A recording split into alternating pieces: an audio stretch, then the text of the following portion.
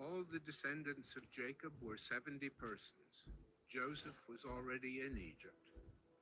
Then Joseph died, and all his brothers and all that generation. But the people of Israel were fruitful and increased greatly. They multiplied and grew exceedingly strong, so that the land was filled with them. Now there arose a new king over Egypt who did not know Joseph. And he said to his people, "Behold, the people of Israel are too many and too mighty for us. Come, let us deal shrewdly with them, lest they multiply. And if war breaks out, they join our enemies and fight against us and escape from the land." Therefore they set taskmasters over them to afflict them with heavy burdens. They built for Pharaoh store cities, Pithom and Raamses. But the more they were oppressed, the more they multiplied, and the more they spread abroad. And the Egyptians were in dread of the people of Israel. So they ruthlessly made the people of Israel work as slaves, and made their lives bitter with hard service, in mortar and brick, and in all kinds of work in the field. In all their work, they ruthlessly made them work as slaves. Then the king of Egypt said to the Hebrew midwives, one of whom was named Shiphrah and the other Puah, "When you serve as midwife to the Hebrew women and see them on the birth stool, if it is a son, you shall kill him. But if it is a daughter, she shall live." But the midwives feared God and did not do as the king of Egypt commanded them, but let the male children live. So the king of Egypt called the midwives and said to them, "Why have you done this and let the male children live?" The midwives said to Pharaoh, "Because the Hebrew women are not like the Egyptian women, for they are vigorous and give birth before the midwife comes to them." So God dealt well with the midwives, and the people multiplied and grew very strong. And because the midwives feared God, he gave them families. Then Pharaoh commanded all his people, "Every son that is born to the Hebrews you shall cast into the Nile, but you shall let every daughter live." Exodus 2. Now a man from the house of Levi went and took as his wife a Levite woman. The woman conceived and bore a son, and when she saw that he was a fine child, she hid him 3 months. When she could hide him no longer, she took for him a basket made of bulrushes and daubed it with bitumen and pitch. She put the child in it and placed it among the reeds by the riverbank. And his sister stood at a distance to know what would be done to him. Now the daughter of Pharaoh came down to bathe at the river, while her young women walked beside the river. She saw the basket among the reeds and sent her servant woman, and she took it. When she opened it, she saw the child, and behold, the baby was crying. She took pity on him and said, "This is one of the Hebrews' children." Then his sister said to Pharaoh's daughter, "Shall I go and call you a nurse from the Hebrew women to nurse the child for you?" And Pharaoh's daughter said to her, "Go." So the girl went and called the child's mother. And Pharaoh's daughter said to her, "Take this child away and nurse him for me, and I will give you your wages." So the woman took the child and nursed him. When the child grew up, she brought him to Pharaoh's daughter, and he became her son. She named him Moses. "Because," she said, "I drew him out of the water." One day, when Moses had grown up, he went out to his people and looked on their burdens. And he saw an Egyptian beating a Hebrew, one of his people. He looked this way and that, and seeing no one, he struck down the Egyptian and hid him in the sand. When he went out the next day, behold, 2 Hebrews were struggling together. And he said to the man in the wrong, "Why do you strike your companion?" He answered, "Who made you a prince and a judge over us? Do you mean to kill me as you killed the Egyptian?" Then Moses was afraid and thought, Surely the thing is known. When Pharaoh heard of it, he sought to kill Moses. But Moses fled from Pharaoh and stayed in the land of Midian, and he sat down by a well. Now the priest of Midian had 7 daughters, and they came and drew water and filled the troughs to water their father's flock. The shepherds came and drove them away, but Moses stood up and saved them and watered their flock. When they came home to their father Reuel, he said, "How is it that you have come home so soon today?" They said, "An Egyptian delivered us out of the hand of the shepherds, and even drew water for us, and watered the flock." He said to his daughters, "Then where is he? Why have you left the man? Call him, that he may eat bread." And Moses was content to dwell with the man, and he gave Moses his daughter Zipporah. She gave birth to a son, and he called his name Gershom, for he said, I have been a sojourner in a foreign land. During those many days the king of Egypt died, and the people of Israel groaned because of their slavery and cried out for help. Their cry for rescue from slavery came up to God, and God heard their groaning, and God remembered his covenant with Abraham, with Isaac, and with Jacob. God saw the people of Israel, and God knew. Exodus 3. Now Moses was keeping the flock of his father-in-law Jethro, the priest of Midian, and he led his flock to the west side of the wilderness and came to Horeb, the mountain of God. And the angel of the Lord appeared to him in a flame of fire out of the midst of a bush. He looked, and behold, the bush was burning, yet it was not consumed. And Moses said, I will turn aside to see this great sight, why the bush is not burned. When the Lord saw that he turned aside to see, God called to him out of the bush, Moses, Moses. And he said, Here I am. Then he said, Do not come near. Take your sandals off your feet, for the place on which you are standing is holy ground. And he said, I am the God of your father, the God of Abraham, the God of Isaac, and the God of Jacob. And Moses hid his face, for he was afraid to look at God. Then the Lord said, I have surely seen the affliction of my people who are in Egypt, and have heard their cry because of their taskmasters. I know their sufferings, and I have come down to deliver them out of the hand of the Egyptians, and to bring them up out of that land to a good and broad land, a land flowing with milk and honey, to the place of the Canaanites, the Hittites, the Amorites, the Perizzites, the Hivites, and the Jebusites.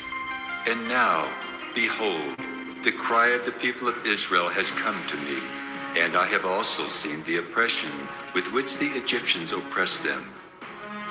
Come, I will send you to Pharaoh, that you may bring my people, the children of Israel, out of Egypt. But Moses said to God, Who am I that I should go to Pharaoh and bring the children of Israel out of Egypt?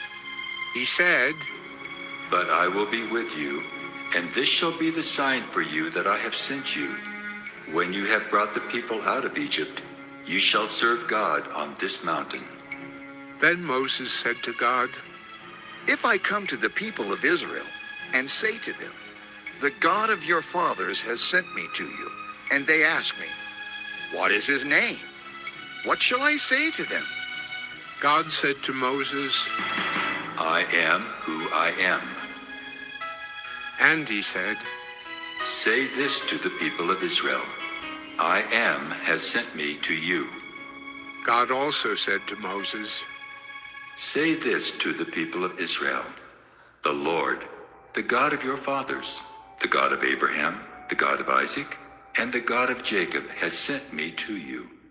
This is my name forever, and thus I am to be remembered throughout all generations. Go and gather the elders of Israel together and say to them, The Lord, the God of your fathers, the God of Abraham, of Isaac, and of Jacob, has appeared to me, saying, I have observed you and what has been done to you in Egypt. And I promise that I will bring you up out of the affliction of Egypt to the land of the Canaanites, the Hittites, the Amorites, the Perizzites, the Hivites, and the Jebusites, a land flowing with milk and honey. And they will listen to your voice, and you and the elders of Israel shall go to the king of Egypt and say to him, "The Lord, the God of the Hebrews, has met with us. And now, please let us go a 3 days' journey into the wilderness that we may sacrifice to the Lord our God. But I know that the king of Egypt will not let you go unless compelled by a mighty hand. So I will stretch out my hand and strike Egypt with all the wonders that I will do in it. After that, he will let you go. And I will give this people favor in the sight of the Egyptians. And when you go, you shall not go empty. But each woman shall ask of her neighbor and any woman who lives in her house for silver and gold jewelry and for clothing. You shall put them on your sons and on your daughters. So you shall plunder the Egyptians." Exodus 4. Then Moses answered, But behold, they will not believe me or listen to my voice, for they will say, "The Lord did not appear to you." The Lord said to him, "What is that in your hand?" He said, "A staff." And he said, "Throw it on the ground." So he threw it on the ground, and it became a serpent, and Moses ran from it. But the Lord said to Moses, "Put out your hand and catch it by the tail." So he put out his hand and caught it, and it became a staff in his hand. "That they may believe that the Lord, the God of their fathers, the God of Abraham, the God of Isaac, and the God of Jacob has appeared to you."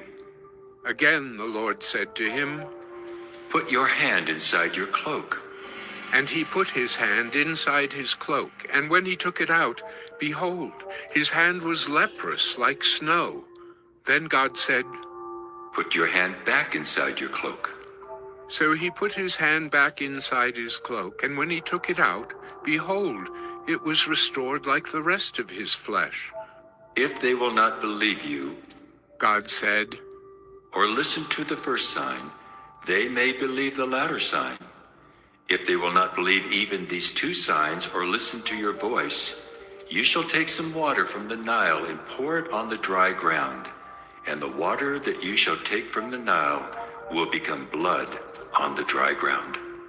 But Moses said to the Lord, "Oh, my Lord, I am not eloquent, either in the past or since you have spoken to your servant, but I am slow of speech and of tongue." Then the Lord said to him, "Who has made man's mouth? Who makes him mute or deaf, or seeing or blind? Is it not I, the Lord? Now therefore go, and I will be with your mouth and teach you what you shall speak." But he said, "Oh, my Lord, please, send someone else."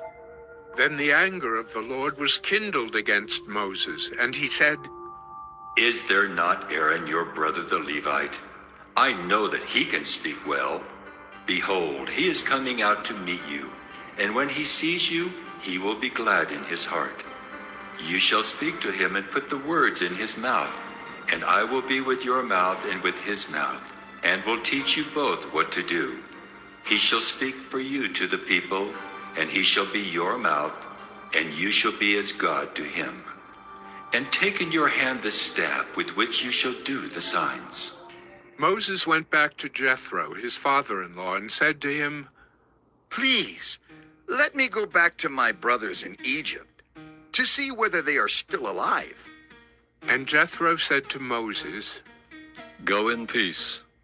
And the Lord said to Moses in Midian, "Go back to Egypt, for all the men who were seeking your life are dead."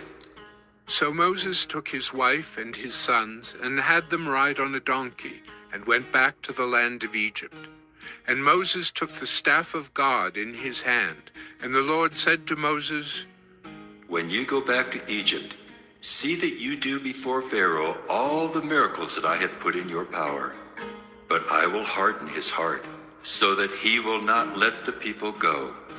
Then you shall say to Pharaoh, Thus says the Lord, Israel is my firstborn son, and I say to you, Let my son go that he may serve me.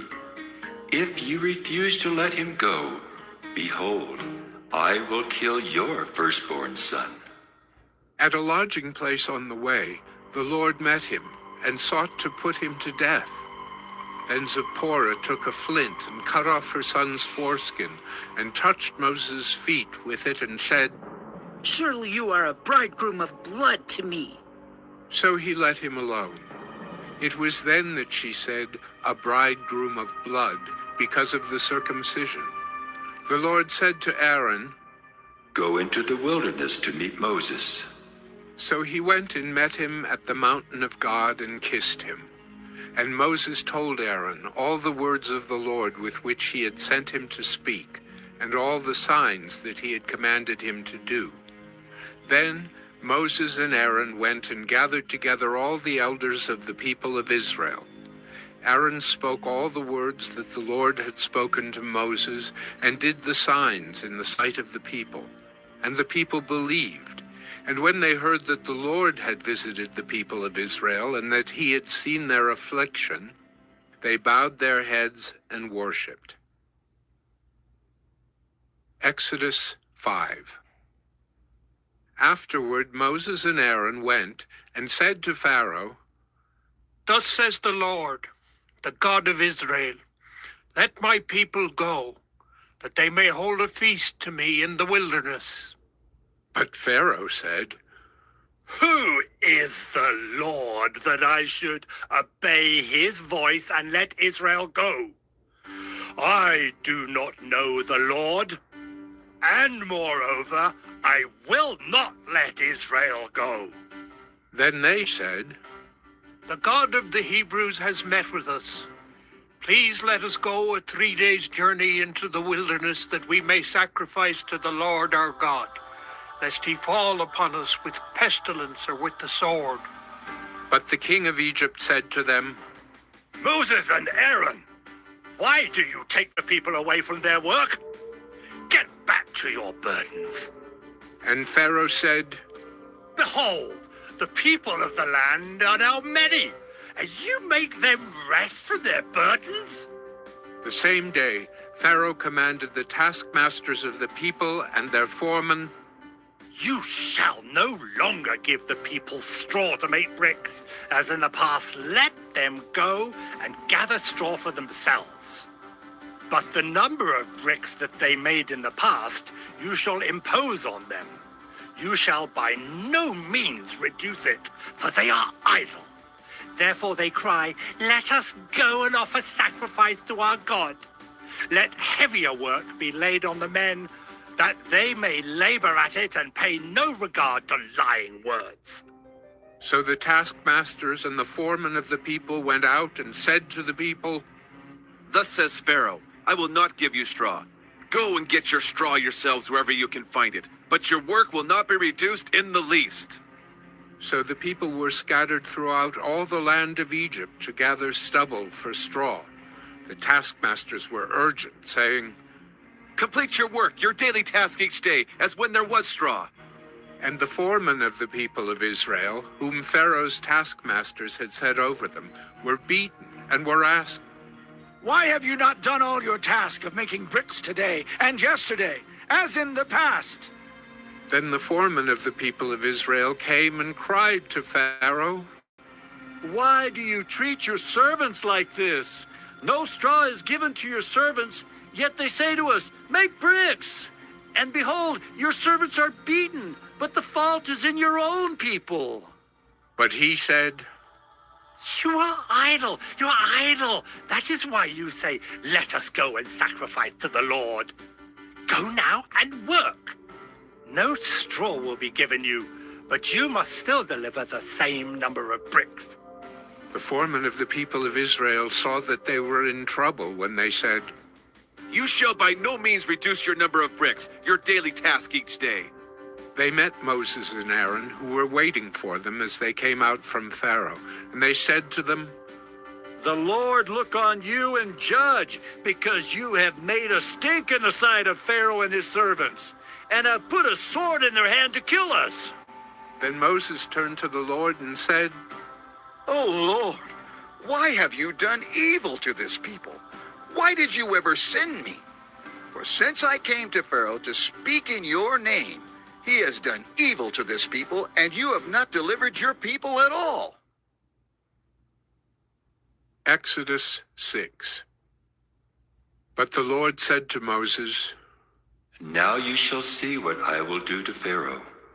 For with a strong hand he will send them out, and with a strong hand he will drive them out of his land." God spoke to Moses and said to him, "I am the Lord. I appeared to Abraham, to Isaac, and to Jacob as God Almighty. But by my name the Lord I did not make myself known to them. I also established my covenant with them to give them the land of Canaan, the land in which they lived as sojourners. Moreover, I have heard the groaning of the people of Israel, whom the Egyptians hold as slaves, and I have remembered my covenant. Say therefore to the people of Israel, I am the Lord, and I will bring you out from under the burdens of the Egyptians, and I will deliver you from slavery to them, and I will redeem you with an outstretched arm and with great acts of judgment. I will take you to be my people, and I will be your God. And you shall know that I am the Lord your God, who has brought you out from under the burdens of the Egyptians. I will bring you into the land that I swore to give to Abraham, to Isaac, and to Jacob. I will give it to you for a possession. I am the Lord." Moses spoke thus to the people of Israel, but they did not listen to Moses because of their broken spirit and harsh slavery. So the Lord said to Moses, "Go in, tell Pharaoh, king of Egypt, to let the people of Israel go out of his land." But Moses said to the Lord, "Behold, the people of Israel have not listened to me. How then shall Pharaoh listen to me? For I am of uncircumcised lips." But the Lord spoke to Moses and Aaron and gave them a charge about the people of Israel and about Pharaoh, king of Egypt, to bring the people of Israel out of the land of Egypt. These are the heads of their fathers' houses, the sons of Reuben, the firstborn of Israel. Enoch, Palu, Hezron, and Carmi. These are the clans of Reuben. The sons of Simeon. Jemuel, Jamin, Ohad, Jachin, Zohar, and Shaul the son of a Canaanite woman. These are the clans of Simeon. These are the names of the sons of Levi, according to their generations. Gershon, Kohath, and Merari. The years of the life of Levi being 137 years. The sons of Gershon. Libni and Shimei by their clans. The sons of Kohath. Amram, Izhar, Hebron, and Uzziel. The years of the life of Kohath being 133 years. The sons of Merari. Malai and Mushai. These are the clans of the Levites according to their generations. Amram took as his wife Jochebed, his father's sister, and she bore him Aaron and Moses, the years of the life of Amram being 137 years. The sons of Izhar. Korah, Nephig, and Zikri. The sons of Uzziel. Mishael, Elzaphan, and Sithri. Aaron took as his wife Elisheba, the daughter of Aminadab and the sister of Nahshon, and she bore him Nadab, Abihu, Eleazar, and Ithamar. The sons of Korah. Aser, Elkanah, and Ubiasaph. These are the clans of the Korahites. Eleazar, Aaron's son, took as his wife daughters of Putiel, and she bore him Phinehas. These are the heads of the fathers' houses of the Levites by their clans. These are the Aaron and Moses to whom the Lord said, Bring out the people of Israel from the land of Egypt by their hosts. It was they who spoke to Pharaoh, king of Egypt, about bringing out the people of Israel from Egypt, this Moses and this Aaron. On the day when the Lord spoke to Moses in the land of Egypt, the Lord said to Moses, I am the Lord. Tell Pharaoh, king of Egypt, all that I say to you. But Moses said to the Lord, Behold, I am of uncircumcised lips. How will Pharaoh listen to me? Exodus 7. And the Lord said to Moses, See, I have made you like God to Pharaoh, and your brother Aaron shall be your prophet. You shall speak all that I command you, and your brother Aaron shall tell Pharaoh to let the people of Israel go out of his land. But I will harden Pharaoh's heart, and though I multiply my signs and wonders in the land of Egypt, Pharaoh will not listen to you. Then I will lay my hand on Egypt and bring my hosts, my people, the children of Israel, out of the land of Egypt by great acts of judgment. The Egyptians shall know that I am the Lord when I stretch out my hand against Egypt and bring out the people of Israel from among them. Moses and Aaron did so. They did just as the Lord commanded them. Now Moses was 80 years old, and Aaron 83 years old when they spoke to Pharaoh. Then the Lord said to Moses and Aaron, When Pharaoh says to you, Prove yourselves by working a miracle, then you shall say to Aaron, Take your staff and cast it down before Pharaoh, that it may become a serpent. So Moses and Aaron went to Pharaoh and did just as the Lord commanded. Aaron cast down his staff before Pharaoh and his servants, and it became a serpent.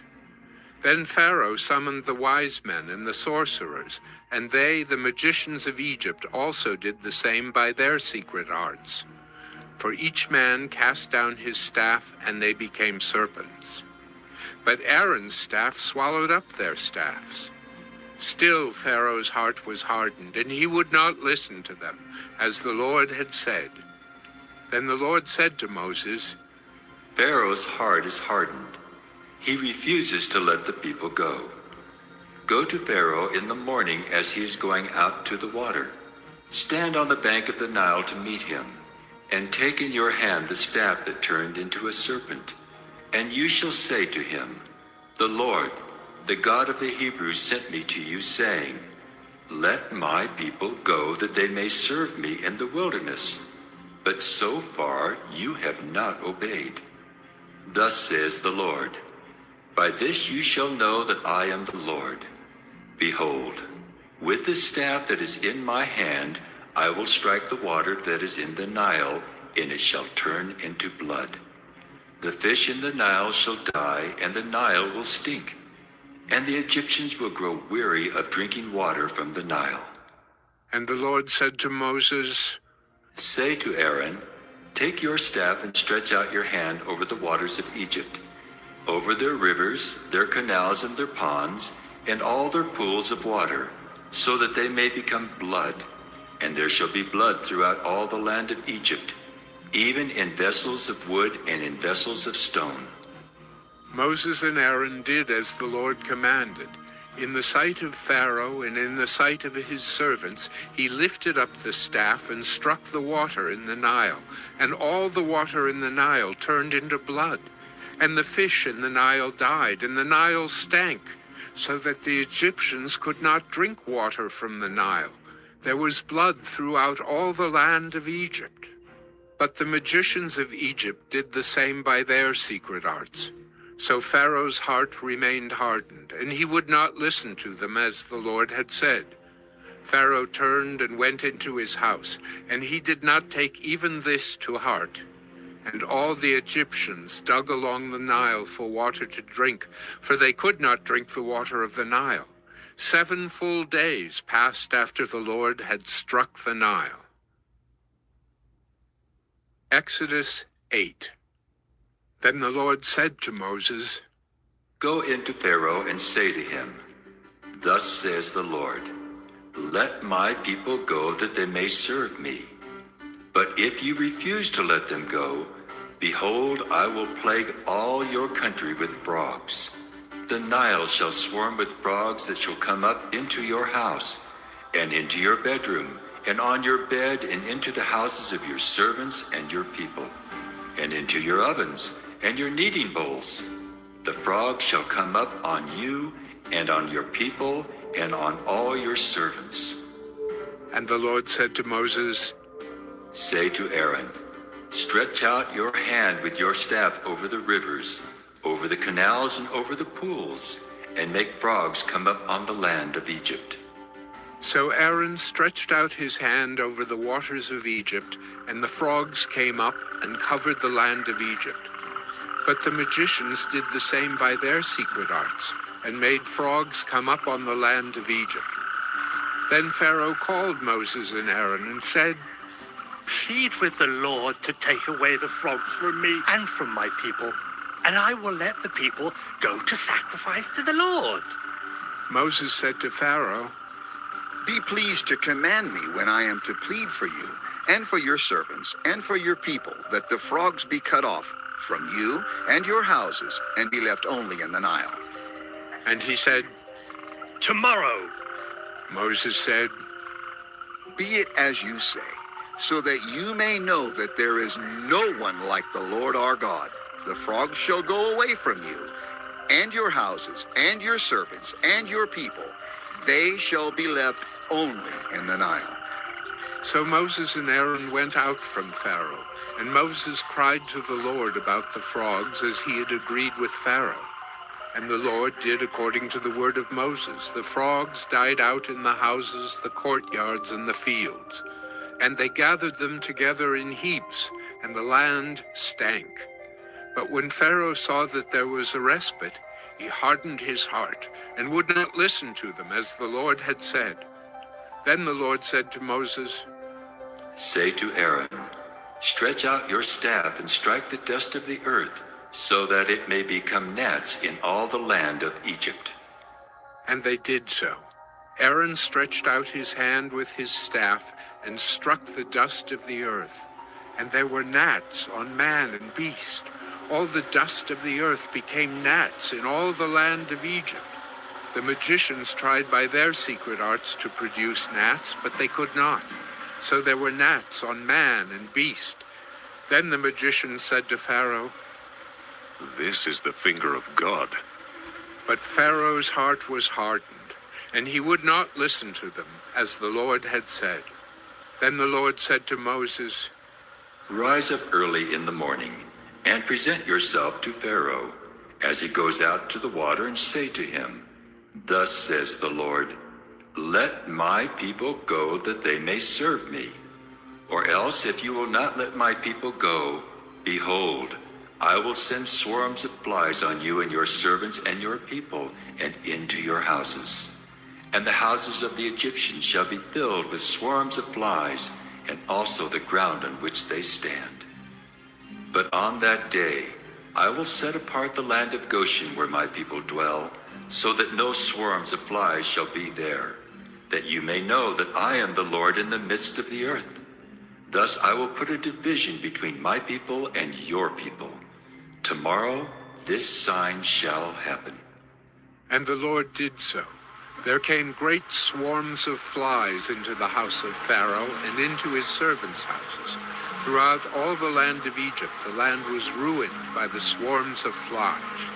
Then Pharaoh called Moses and Aaron and said, go sacrifice to your God within the land. But Moses said, it would not be right to do so. For the offerings we shall sacrifice to the Lord our God are an abomination to the Egyptians.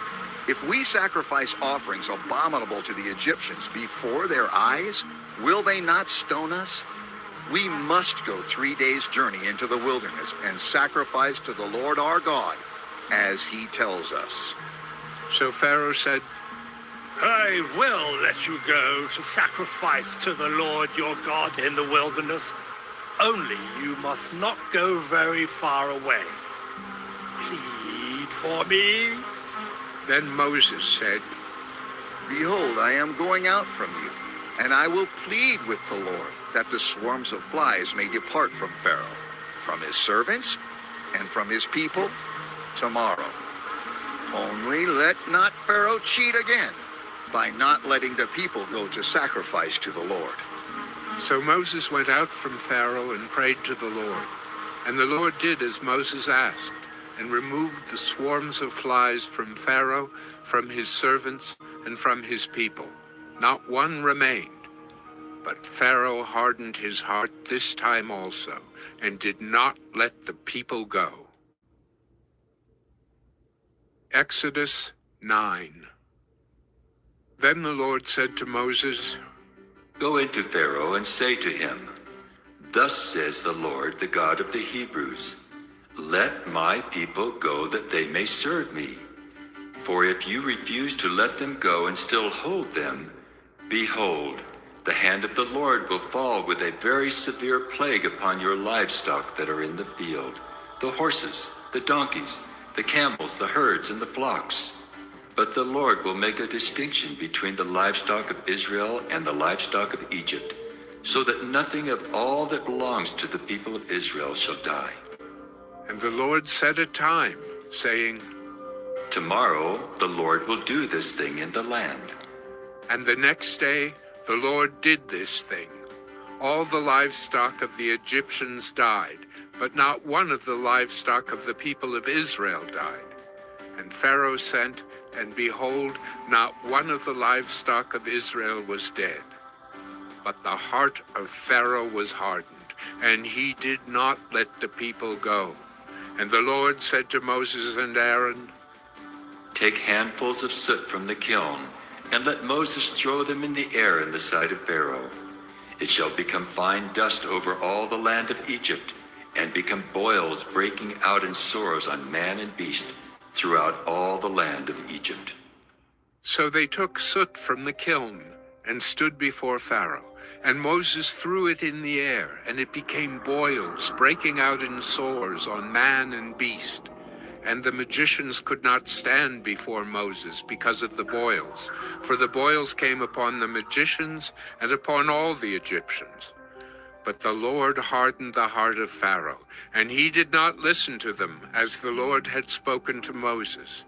Then the Lord said to Moses, Rise up early in the morning and present yourself before Pharaoh and say to him, Thus says the Lord, the God of the Hebrews, Let my people go that they may serve me. For this time I will send all my plagues on you yourself, and on your servants and your people, so that you may know that there is none like me in all the earth. For by now I could have put out my hand and struck you and your people with pestilence, and you would have been cut off from the earth. But for this purpose I have raised you up, to show you my power, so that my name may be proclaimed in all the earth. You are still exalting yourself against my people and will not let them go. Behold, about this time tomorrow I will cause very heavy hail to fall, such as never has been in Egypt from the day it was founded until now. Now therefore, send, get your livestock and all that you have in the field into safe shelter. For every man and beast that is in the field and is not brought home will die when the hail falls on them. Then whoever feared the word of the Lord among the servants of Pharaoh hurried his slaves and his livestock into the houses. But whoever did not pay attention to the word of the Lord left his slaves and his livestock in the field.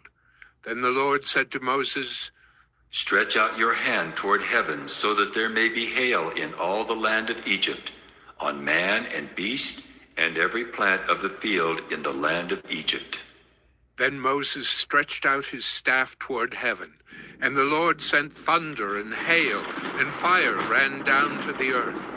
And the Lord rained hail upon the land of Egypt. There was hail and fire flashing continually in the midst of the hail, very heavy hail, such as had never been in all the land of Egypt since it became a nation. The hail struck down everything that was in the field, in all the land of Egypt, both man and beast. And the hail struck down every plant of the field and broke every tree of the field. Only in the land of Goshen, where the people of Israel were, was there no hail. Then Pharaoh sent and called Moses and Aaron and said to them, This time I have sinned. The Lord is in the right, and I and my people are in the wrong.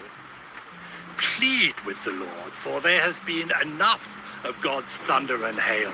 I will let you go, and you shall stay no longer. Moses said to him, As soon as I have gone out of the city, I will stretch out my hands to the Lord. The thunder will cease, and there will be no more hail, so that you may know that the earth is the Lord's. But as for you and your servants, I know that you do not yet fear the Lord God. The flax and the barley were struck down, for the barley was in the ear and the flax was in bud. But the wheat and the emmer were not struck down, for they are late in coming up. So Moses went out of the city from Pharaoh and stretched out his hands to the Lord, and the thunder and the hail ceased, and the rain no longer poured upon the earth. But when Pharaoh saw that the rain and the hail and the thunder had ceased, he sinned yet again and hardened his heart, he and his servants. So the heart of Pharaoh was hardened, and he did not let the people of Israel go, just as the Lord had spoken through Moses. Exodus 10. Then the Lord said to Moses, Go into Pharaoh, for I have hardened his heart and the heart of his servants, that I may show these signs of mine among them, and that you may tell in the hearing of your son and of your grandson how I have dealt harshly with the Egyptians, and what signs I have done among them, that you may know that I am the Lord. So Moses and Aaron went into Pharaoh and said to him, Thus says the Lord, the God of the Hebrews, how long will you refuse to humble yourself before me? Let my people go, that they may serve me. For if you refuse to let my people go, behold, tomorrow I will bring locusts into your country, and they shall cover the face of the land so that no one can see the land. And they shall eat what is left to you after the hail, and they shall eat every tree of yours that grows in the field. And they shall fill your houses, and the houses of all your servants, and of all the Egyptians, as neither your fathers nor your grandfathers have seen, from the day they came on earth to this day. Then he turned and went out from Pharaoh. Then Pharaoh's servants said to him, How long shall this man be a snare to us? Let the men go, that they may serve the Lord their God. Do you not yet understand that Egypt is ruined? So Moses and Aaron were brought back to Pharaoh, and he said to them, Go serve the Lord your God. But which ones are to go? Moses said, We will go with our young and our old.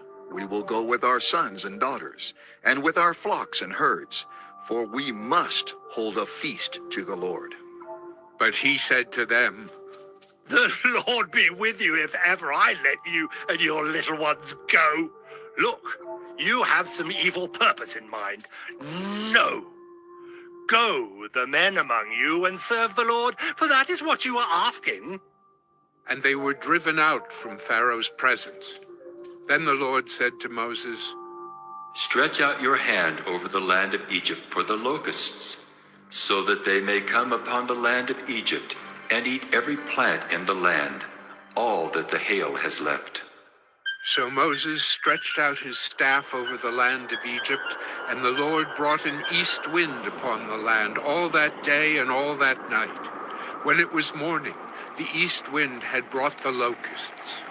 The locusts came up over all the land of Egypt and settled on the whole country of Egypt, such a dense swarm of locusts as had never been before, nor ever will be again.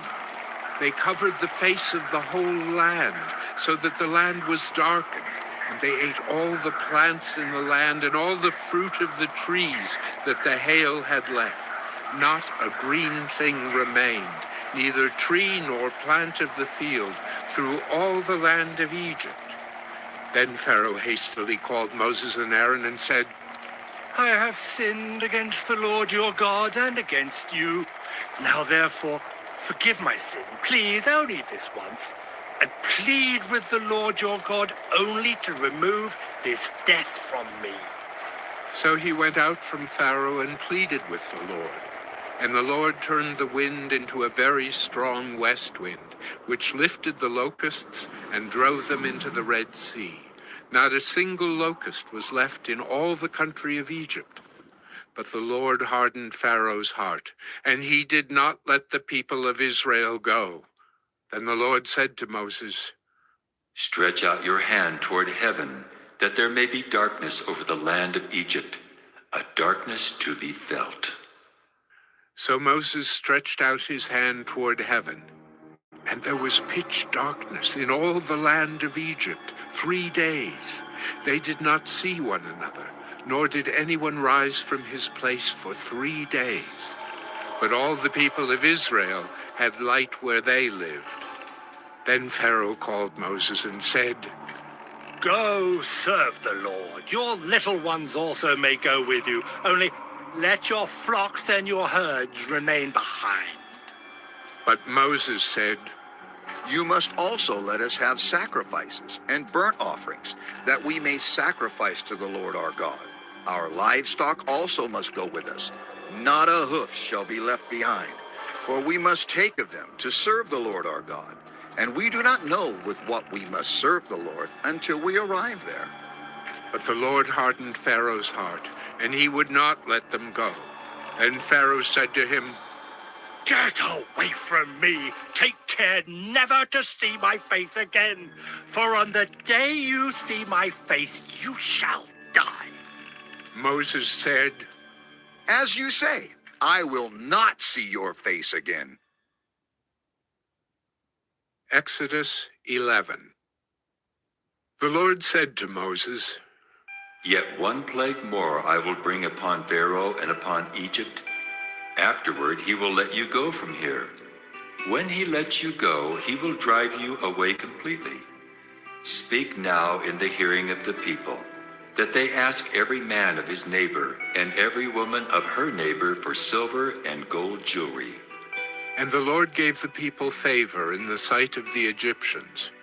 Moreover, the man Moses was very great in the land of Egypt, in the sight of Pharaoh's servants, and in the sight of the people.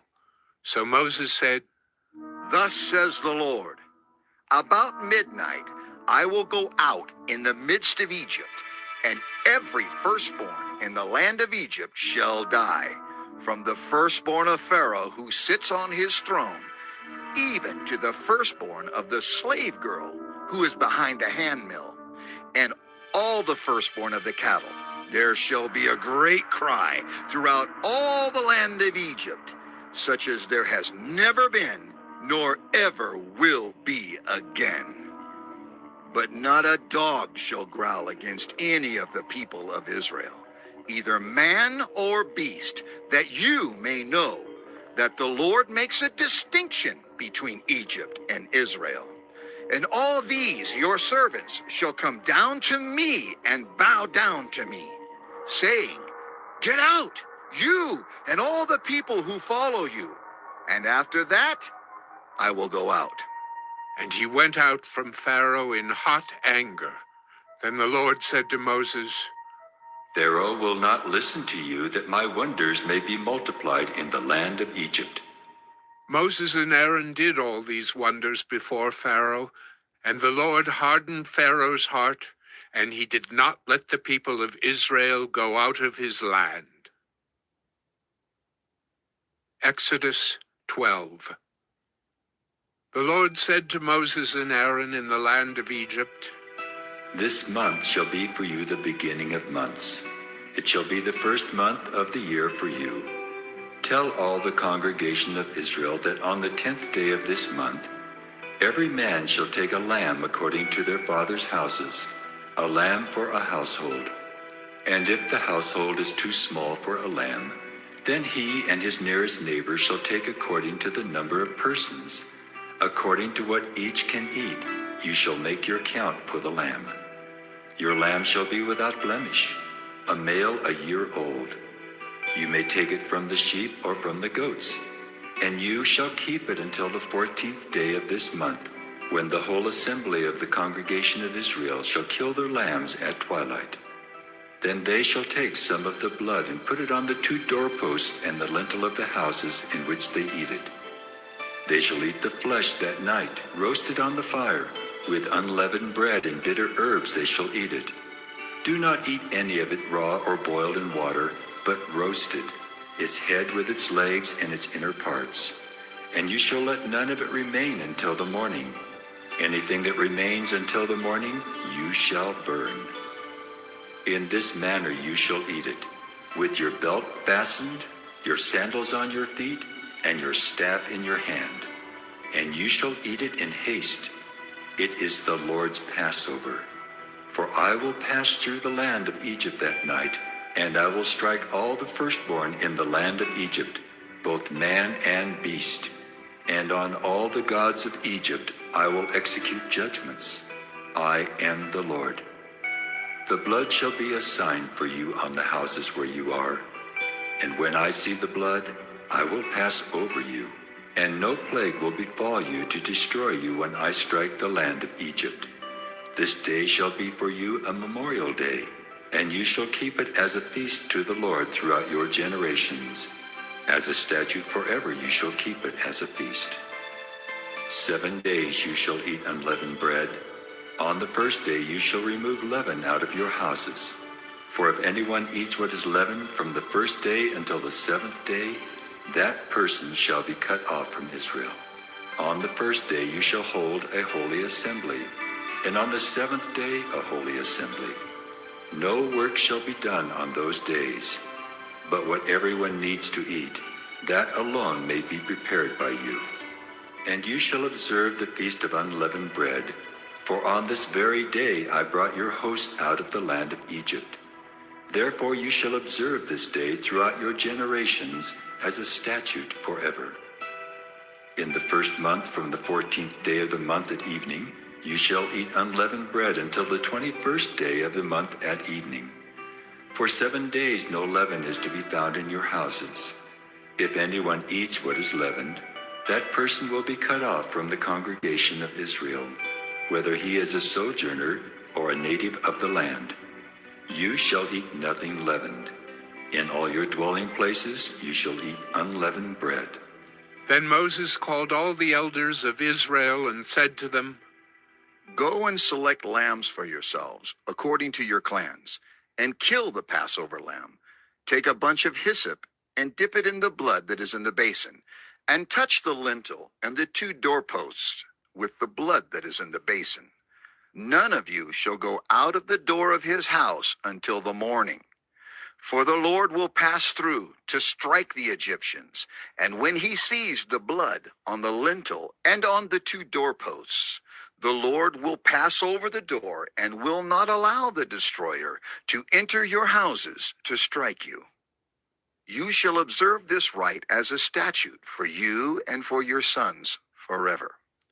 And when you come to the land that the Lord will give you, as he has promised, you shall keep this service. And when your children say to you, What do you mean by this service? You shall say, It is the sacrifice of the Lord's Passover, for he passed over the houses of the people of Israel in Egypt, when he struck the Egyptians, but spared our houses. And the people bowed their heads and worshipped. Then the people of Israel went and did so, as the Lord had commanded Moses and Aaron, so they did. At midnight, the Lord struck down all the firstborn in the land of Egypt, from the firstborn of Pharaoh who sat on his throne, to the firstborn of the captive who was in the dungeon, and all the firstborn of the livestock.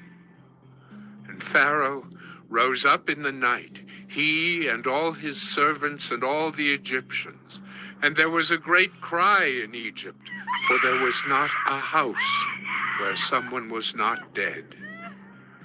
Then he summoned Moses and Aaron by night and said, Up, go out from among my people, both you and the people of Israel, and go, serve the Lord as you have said. Take your flocks and your herds as you have said, and be gone, and bless me also. The Egyptians were urgent with the people to send them out of the land in haste, for they said, "We shall all be dead." So the people took their dough before it was leavened, their kneading bowls being bound up in their cloaks on their shoulders. The people of Israel had also done as Moses told them, for they had asked the Egyptians for silver and gold jewelry and for clothing. And the Lord had given the people favor in the sight of the Egyptians, so that they let them have what they asked. Thus they plundered the Egyptians, and the people of Israel journeyed from Ramesses to Succoth, about 600,000 men on foot, besides women and children. A mixed multitude also went up with them, and very much livestock, both flocks and herds. And they baked unleavened cakes of the dough that they had brought out of Egypt, for it was not leavened, because they were thrust out of Egypt and could not wait, nor prepared any provisions for themselves. The time that the people of Israel lived in Egypt was 430 years. At the end of 430 years, on that very day, all the hosts of the Lord went out from the land of Egypt. It was a night of watching by the Lord, to bring them out of the land of Egypt. So this same night is a night of watching kept to the Lord by all the people of Israel throughout their generations. And the Lord said to Moses and Aaron, This is the statute of the Passover. No foreigner shall eat of it, but every slave that is bought for money may eat of it after you have circumcised him. No foreigner or hired servant may eat of it. It shall be eaten in one house. You shall not take any of the flesh outside the house, and you shall not break any of its bones. All the congregation of Israel shall keep it. If a stranger shall sojourn with you, and would keep the Passover to the Lord, let all his males be circumcised. Then he may come near and keep it. He shall be as a native of the land, but no uncircumcised person shall eat of it. There shall be one law for the native and for the stranger who sojourns among you. All the people of Israel did just as the Lord commanded Moses and Aaron. And on that very day, the Lord brought the people of Israel out of the land of Egypt by their hosts. Exodus 13. The Lord said to Moses, Consecrate to me all the firstborn. Whatever is the first to open the womb among the people of Israel, both of man and of beast, is mine. Then Moses said to the people, Remember this day in which you came out from Egypt, out of the house of slavery. For by a strong hand the Lord brought you out from this place. No leavened bread shall be eaten. Today, in the month of Abib, you are going out. And when the Lord brings you into the land of the Canaanites, the Hittites, the Amorites, the Hivites, and the Jebusites, which he swore to your fathers to give you, a land flowing with milk and honey, you shall keep this service in this month. 7 days you shall eat unleavened bread, and on the 7th day there shall be a feast to the Lord. Unleavened bread shall be eaten for 7 days. No leavened bread shall be seen with you, and no leaven shall be seen with you in all your territory. You shall tell your son on that day, It is because of what the Lord did for me when I came out of Egypt. And it shall be to you as a sign on your hand, and as a memorial between your eyes, that the law of the Lord may be in your mouth. For with a strong hand the Lord has brought you out of Egypt. You shall therefore keep this statute at its appointed time, from year to year. When the Lord brings you into the land of the Canaanites, as he swore to you and your fathers, and shall give it to you, you shall set apart to the Lord all that first opens the womb. All the firstborn of your animals that are males shall be the Lord's. Every firstborn of a donkey you shall redeem with a lamb. Or if you will not redeem it, you shall break its neck. Every firstborn of man among your sons you shall redeem. And when in time to come your son asks you, what does this mean? You shall say to him, by a strong hand the Lord brought us out of Egypt, from the house of slavery. For when Pharaoh stubbornly refused to let us go, the Lord killed all the firstborn in the land of Egypt, both the firstborn of man and the firstborn of animals. Therefore I sacrifice to the Lord all the males that first open the womb, but all the firstborn of my sons I redeem. It shall be as a mark on your hand or frontlets between your eyes. For by a strong hand the Lord brought us out of Egypt. When Pharaoh let the people go, God did not lead them by way of the land of the Philistines, although that was near. For God said, lest the people change their minds when they see war and return to Egypt. But God led the people around by the way of the wilderness toward the Red Sea, and the people of Israel went up out of the land of Egypt equipped for battle. Moses took the bones of Joseph with him, for Joseph had made the sons of Israel solemnly swear, saying, God will surely visit you, and you shall carry up my bones with you from here. And they moved on from Succoth and encamped at Etham, on the edge of the wilderness. And the Lord went before them by day in a pillar of cloud to lead them along the way, and by night in a pillar of fire to give them light, that they might travel by day and by night. The pillar of cloud by day and the pillar of fire by night did not depart from before the people. Exodus 14. Then the Lord said to Moses, tell the people of Israel to turn back and encamp in front of Pi-hahiroth, between Migdol and the sea in front of Baal-zephon. You shall encamp facing it by the sea. For Pharaoh will say of the people of Israel, they are wandering in the land, the wilderness has shut them in. And I will harden Pharaoh's heart, and he will pursue them, and I will get glory over Pharaoh and all his host. And the Egyptians shall know that I am the Lord. And they did so. When the king of Egypt was told that the people had fled, the mind of Pharaoh and his servants was changed toward the people. And they said, what is this we have done, that we have let Israel go from serving us? So he made ready his chariot, and took his army with him, and took 600 chosen chariots, and all the other chariots of Egypt with officers over all of them. And the Lord hardened the heart of Pharaoh, king of Egypt, and he pursued the people of Israel while the people of Israel were going out defiantly. The Egyptians pursued them, all Pharaoh's horses and chariots and his horsemen and his army, and overtook them and camped at the sea by Pi-hahiroth, in front of Baal-zephon.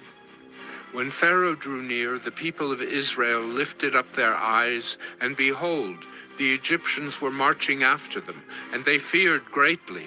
And the people of Israel cried out to the Lord. They said to Moses, is it because there are no graves in Egypt that you have taken us away to die in the wilderness? What have you done to us in bringing us out of Egypt? Is not this what we said to you in Egypt? Leave us alone that we may serve the Egyptians, for it would have been better for us to serve the Egyptians than to die in the wilderness. And Moses said to the people, fear not, stand firm, and see the salvation of the Lord, which he will work for you today. For the Egyptians whom you see today, you shall never see again. The Lord will fight for you, and you have only to be silent. The Lord said to Moses, why do you cry to me? Tell the people of Israel to go forward. Lift up your staff and stretch out your hand over the sea and divide it, that the people of Israel may go through the sea on dry ground. And I will harden the hearts of the Egyptians so that they shall go in after them. And I will get glory over Pharaoh and all his host, his chariots and his horsemen. And the Egyptians shall know that I am the Lord when I have gotten glory over Pharaoh, his chariots and his horsemen. Then the angel of God, who was going before the host of Israel, moved and went behind them. And the pillar of cloud moved from before them and stood behind them, coming between the host of Egypt and the host of Israel. And there was the cloud and the darkness, and it lit up the night, without one coming near the other all night. Then Moses stretched out his hand over the sea, and the Lord drove the sea back by a strong east wind all night, and made the sea dry land, and the waters were divided. And the people of Israel went into the midst of the sea on dry ground, the waters being a wall to them on their right hand and on their left. The Egyptians pursued and went in after them into the midst of the sea, all Pharaoh's horses, his chariots, and his horsemen. And in the morning watch, the Lord in the pillar of fire and of cloud looked down on the Egyptian forces and threw the Egyptian forces into a panic, clogging their chariot wheels so that they drove heavily. And the Egyptians said, "Let us flee from before Israel, for the Lord fights for them against the Egyptians." Then the Lord said to Moses, Stretch out your hand over the sea, that the water may come back upon the Egyptians, upon their chariots, and upon their horsemen. So Moses stretched out his hand over the sea, and the sea returned to its normal course when the morning appeared. And as the Egyptians fled into it, the Lord threw the Egyptians into the midst of the sea. The waters returned and covered the chariots and the horsemen. Of all the host of Pharaoh that had followed them into the sea, not one of them remained. But the people of Israel walked on dry ground through the sea, the waters being a wall to them on their right hand and on their left. Thus the Lord saved Israel that day from the hand of the Egyptians, and Israel saw the Egyptians dead on the seashore. Israel saw the great power that the Lord used against the Egyptians. So the people feared the Lord, and they believed in the Lord and in his servant Moses. Exodus 15. Then Moses and the people of Israel sang this song to the Lord, saying, I will sing to the Lord, for he has triumphed gloriously. The horse and his rider he has thrown into the sea. The Lord is my strength and my song, and he has become my salvation. This is my God, and I will praise him, my father's God, and I will exalt him. The Lord is a man of war. The Lord is his name. Pharaoh's chariots and his host he cast into the sea, and his chosen officers were sunk in the Red Sea. The floods covered them. They went down into the depths like a stone. Your right hand, O Lord, glorious in power. Your right hand, O Lord, shatters the enemy. In the greatness of your majesty, you overthrow your adversaries. You send out your fury. It consumes them like stubble. At the blast of your nostrils, the waters piled up. The floods stood up in a heap. The deeps congealed in the heart of the sea. The enemy said, I will pursue, I will overtake, I will divide the spoil. My desire shall have its fill of them. I will draw my sword, my hand shall destroy them. You blew with your wind, the sea covered them. They sank like lead in the mighty waters. Who is like you, O Lord, among the gods? Who is like you, majestic in holiness, awesome in glorious deeds, doing wonders? You stretched out your right hand, the earth swallowed them. You have led in your steadfast love the people whom you have redeemed. You have guided them by your strength to your holy abode. The peoples have heard, they tremble. Pangs have seized the inhabitants of Philistia. Now are the chiefs of Edom dismayed. Trembling seizes the leaders of Moab. All the inhabitants of Canaan have melted away. Terror and dread fall upon them. Because of the greatness of your arm, they are still as a stone. Till your people, O Lord, pass by, till the people pass by whom you have purchased. You will bring them in and plant them on your own mountain, the place, O Lord, which you have made for your abode, the sanctuary, O Lord, which your hands have established. The Lord will reign forever and ever. For when the horses of Pharaoh with his chariots and his horsemen went into the sea, the Lord brought back the waters of the sea upon them. But the people of Israel walked on dry ground in the midst of the sea. Then Miriam the prophetess, the sister of Aaron, took a tambourine in her hand, and all the women went out after her with tambourines and dancing. And Miriam sang to them, "Sing to the Lord, for he has triumphed gloriously. The horse and his rider he has thrown into the sea." Then Moses made Israel set out from the Red Sea, and they went into the wilderness of Shur. They went 3 days in the wilderness and found no water. When they came to Marah, they could not drink the water of Marah because it was bitter, and therefore it was named Marah. And the people grumbled against Moses, saying, "What shall we drink?" And he cried to the Lord, and the Lord showed him a log, and he threw it into the water, and the water became sweet. There the Lord made for them a statute and a rule, and there he tested them, saying, If you will diligently listen to the voice of the Lord your God, and do that which is right in his eyes, and give ear to his commandments, and keep all his statutes, I will put none of the diseases on you that I put on the Egyptians, for I am the Lord your healer. Then they came to Elim, where there were 12 springs of water and 70 palm trees, and they encamped there by the water. Exodus 16. They set out from Elim, and all the congregation of the people of Israel came to the wilderness of Sin, which is between Elim and Sinai, on the 15th day of the 2nd month after they had departed from the land of Egypt. And the whole congregation of the people of Israel grumbled against Moses and Aaron in the wilderness.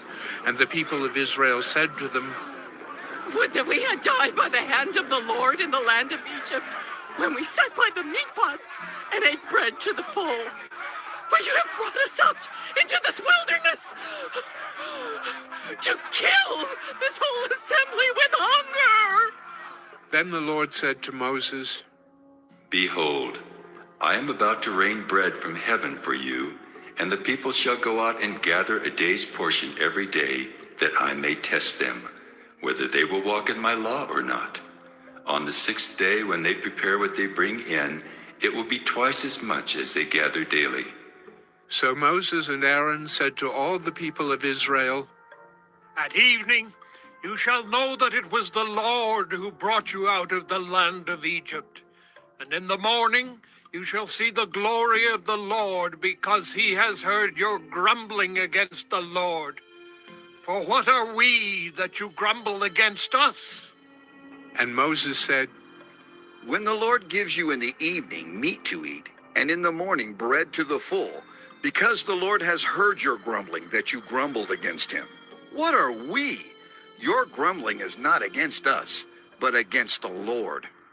Then Moses said to Aaron, Say to the whole congregation of the people of Israel, Come near before the Lord, for he has heard your grumbling. And as soon as Aaron spoke to the whole congregation of the people of Israel, they looked toward the wilderness. And behold, the glory of the Lord appeared in the cloud.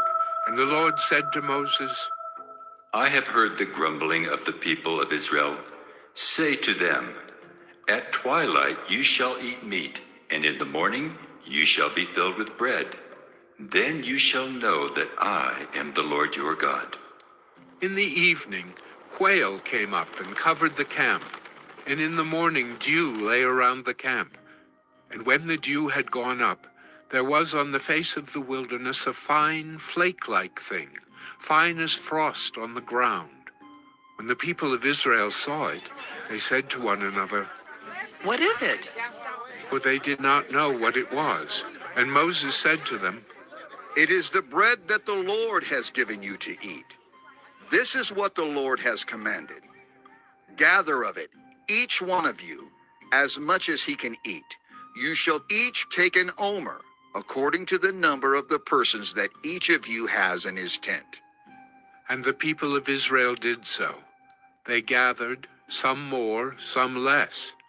But when they measured it with an omer, whoever gathered much had nothing left over, and whoever gathered little had no lack. Each of them gathered as much as he could eat. And Moses said to them, Let no one leave any of it over till the morning. But they did not listen to Moses. Some left part of it till the morning, and it bred worms and stank. And Moses was angry with them. Morning by morning they gathered it, each as much as he could eat. But when the sun grew hot, it melted. On the 6th day they gathered twice as much bread, 2 omers each. And when all the leaders of the congregation came and told Moses, he said to them, This is what the Lord has commanded. Tomorrow is a day of solemn rest, a holy Sabbath to the Lord. Bake what you will bake, and boil what you will boil, and all that is left over lay aside to be kept till the morning. So they laid it aside till the morning, as Moses commanded them. And it did not stink, and there were no worms in it. Moses said, Eat it today, for today is a Sabbath to the Lord. Today you will not find it in the field. 6 days you shall gather it. But on the 7th day, which is a Sabbath, there will be none. On the 7th day, some of the people went out to gather, but they found none. And the Lord said to Moses, How long will you refuse to keep my commandments and my laws? See, the Lord has given you the Sabbath. Therefore on the 6th day he gives you bread for 2 days. Remain each of you in his place. Let no one go out of his place on the 7th day. So the people rested on the 7th day. Now the house of Israel called its name manna. It was like coriander seed, white, and the taste of it was like wafers made with honey. Moses said, This is what the Lord has commanded. Let an omer of it be kept throughout your generations, so that they may see the bread with which I fed you in the wilderness, when I brought you out of the land of Egypt. And Moses said to Aaron, Take a jar and put an omer of manna in it, and place it before the Lord to be kept throughout your generations. As the Lord commanded Moses, so Aaron placed it before the testimony to be kept. The people of Israel ate the manna 40 years till they came to a habitable land. They ate the manna till they came to the border of the land of Canaan. An omer is the 10th part of an ephah. Exodus 17. All the congregation of the people of Israel moved on from the wilderness of Sin by stages, according to the commandment of the Lord, and camped at Rephidim. But there was no water for the people to drink. Therefore the people quarreled with Moses and said, Give us water to drink. And Moses said to them, Why do you quarrel with me? Why do you test the Lord? But the people thirsted there for water, and the people grumbled against Moses and said, Why did you bring us up out of Egypt to kill us and our children and our livestock with thirst? So Moses cried to the Lord, What shall I do with this people? They are almost ready to stone me. And the Lord said to Moses, Pass on before the people, taking with you some of the elders of Israel, and take in your hand the staff with which you struck the Nile, and go. Behold, I will stand before you there on the rock at Horeb, and you shall strike the rock, and water shall come out of it, and the people will drink. And Moses did so in the sight of the elders of Israel. And he called the name of the place Massah and Meribah, because of the quarreling of the people of Israel, and because they tested the Lord by saying, Is the Lord among us or not? Then Amalek came and fought with Israel at Rephidim. So Moses said to Joshua, "Choose for us men, and go out and fight with Amalek. Tomorrow I will stand on the top of the hill with the staff of God in my hand." So Joshua did as Moses told him, and fought with Amalek, while Moses, Aaron, and Hur went up to the top of the hill. Whenever Moses held up his hand, Israel prevailed, and whenever he lowered his hand, Amalek prevailed. But Moses' hands grew weary, so they took a stone and put it under him, and he sat on it, while Aaron and Hur held up his hands, one on one side and the other on the other side. So his hands were steady until the going down of the sun. And Joshua overwhelmed Amalek and his people with the sword. Then the Lord said to Moses, "Write this as a memorial in a book and recite it in the ears of Joshua, that I will utterly blot out the memory of Amalek from under heaven." And Moses built an altar and called the name of it, "The Lord is my banner," saying, "A hand upon the throne of the Lord. The Lord will have war with Amalek from generation to generation." Exodus 18. Jethro, the priest of Midian, Moses' father-in-law, heard of all that God had done for Moses and for Israel his people, how the Lord had brought Israel out of Egypt. Now Jethro, Moses' father-in-law, had taken Zipporah, Moses' wife, after he had sent her home, along with her 2 sons. The name of the one was Gershom, for he said, "I have been a sojourner in a foreign land." And the name of the other, Eliezer, for he said, "The God of my father was my help, and delivered me from the sword of Pharaoh." Jethro, Moses' father-in-law, came with his sons and his wife to Moses in the wilderness, where he was encamped at the mountain of God. And when he sent word to Moses, "I, your father-in-law Jethro, am coming to you with your wife and her 2 sons with her." Moses went out to meet his father-in-law and bowed down and kissed him. And they asked each other of their welfare and went into the tent. Then Moses told his father-in-law all that the Lord had done to Pharaoh and to the Egyptians for Israel's sake, all the hardship that had come upon them in the way, and how the Lord had delivered them. And Jethro rejoiced for all the good that the Lord had done to Israel, in that he had delivered them out of the hand of the Egyptians. Jethro said, "Blessed be the Lord, who has delivered you out of the hand of the Egyptians and out of the hand of Pharaoh, and has delivered the people from under the hand of the Egyptians. Now I know that the Lord is greater than all gods, because in this affair they dealt arrogantly with the people." And Jethro, Moses' father-in-law, brought a burnt offering and sacrifices to God. And Aaron came with all the elders of Israel to eat bread with Moses' father-in-law before God. The next day Moses sat to judge the people, and the people stood around Moses from morning till evening. When Moses' father-in-law saw all that he was doing for the people, he said, "What is this that you are doing for the people? Why do you sit alone, and all the people stand around you from morning till evening?"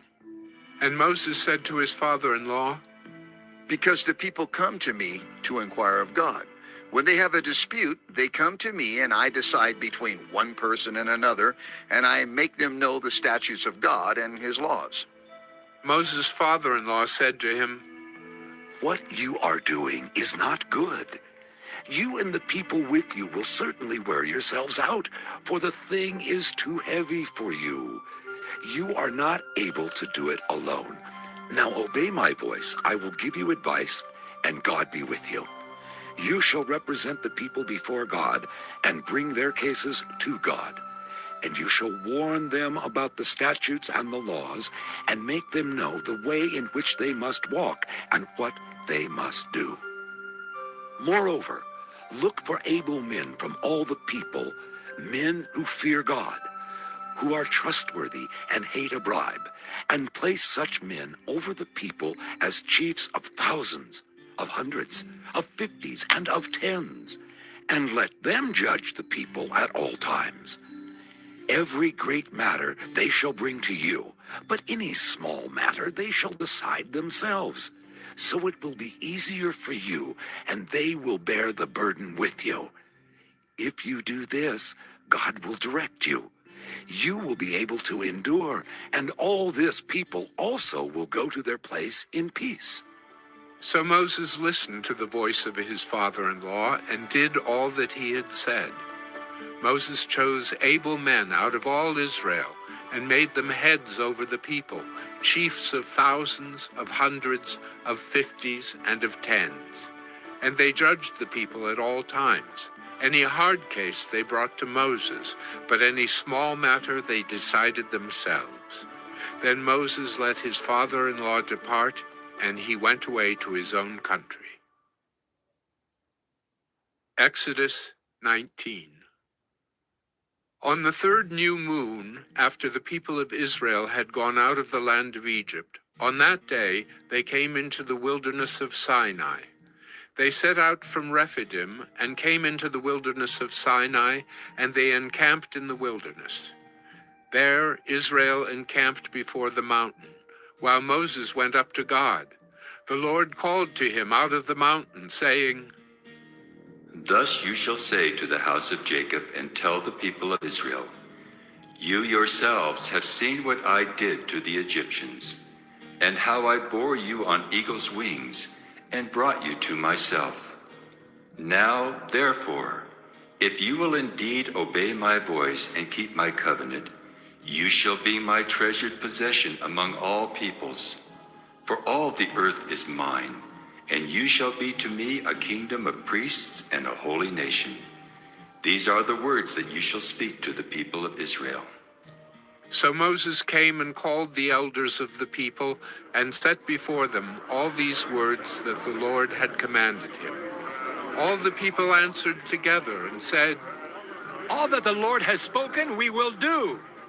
And Moses reported the words of the people to the Lord.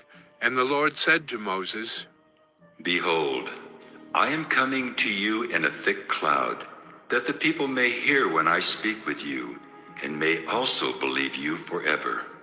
When Moses told the words of the people to the Lord said to Moses, Go to the people and consecrate them today and tomorrow, and let them wash their garments and be ready for the third day. For on the third day the Lord will come down on Mount Sinai in the sight of all the people. And you shall set limits for the people all around, saying, Take care not to go up into the mountain or touch the edge of it. Whoever touches the mountain shall be put to death. No hand shall touch him, but he shall be stoned or shot. Whether beast or man, he shall not live. When the trumpet sounds a long blast, they shall come up to the mountain. So Moses went down from the mountain to the people and consecrated the people, and they washed their garments. And he said to the people, Be ready for the third day. Do not go near a woman. On the morning of the third day there were thunders and lightnings and a thick cloud on the mountain, and a very loud trumpet blast, so that all the people in the camp trembled. Then Moses brought the people out of the camp to meet God, and they took their stand at the foot of the mountain. Now Mount Sinai was wrapped in smoke, because the Lord had descended on it in fire. The smoke of it went up like the smoke of a kiln, and the whole mountain trembled greatly. And as the sound of the trumpet grew louder and louder, Moses spoke, and God answered him in thunder. The Lord came down on Mount Sinai to the top of the mountain. And the Lord called Moses to the top of the mountain, and Moses went up. And the Lord said to Moses, Go down and warn the people, lest they break through to the Lord to look and many of them perish. Also let the priests who come near to the Lord consecrate themselves, lest the Lord break out against them. And Moses said to the Lord, The people cannot come up to Mount Sinai, for you yourself warned us, saying, Set limits around the mountain and consecrate it. And the Lord said to him, Go down and come up bringing Aaron with you. But do not let the priests and the people break through to come up to the Lord, lest he break out against them." So Moses went down to the people and told them. Exodus 20. And God spoke all these words, saying, "I am the Lord your God, who brought you out of the land of Egypt, out of the house of slavery. You shall have no other gods before me. You shall not make for yourself a carved image, or any likeness of anything that is in heaven above, or that is in the earth beneath, or that is in the water under the earth.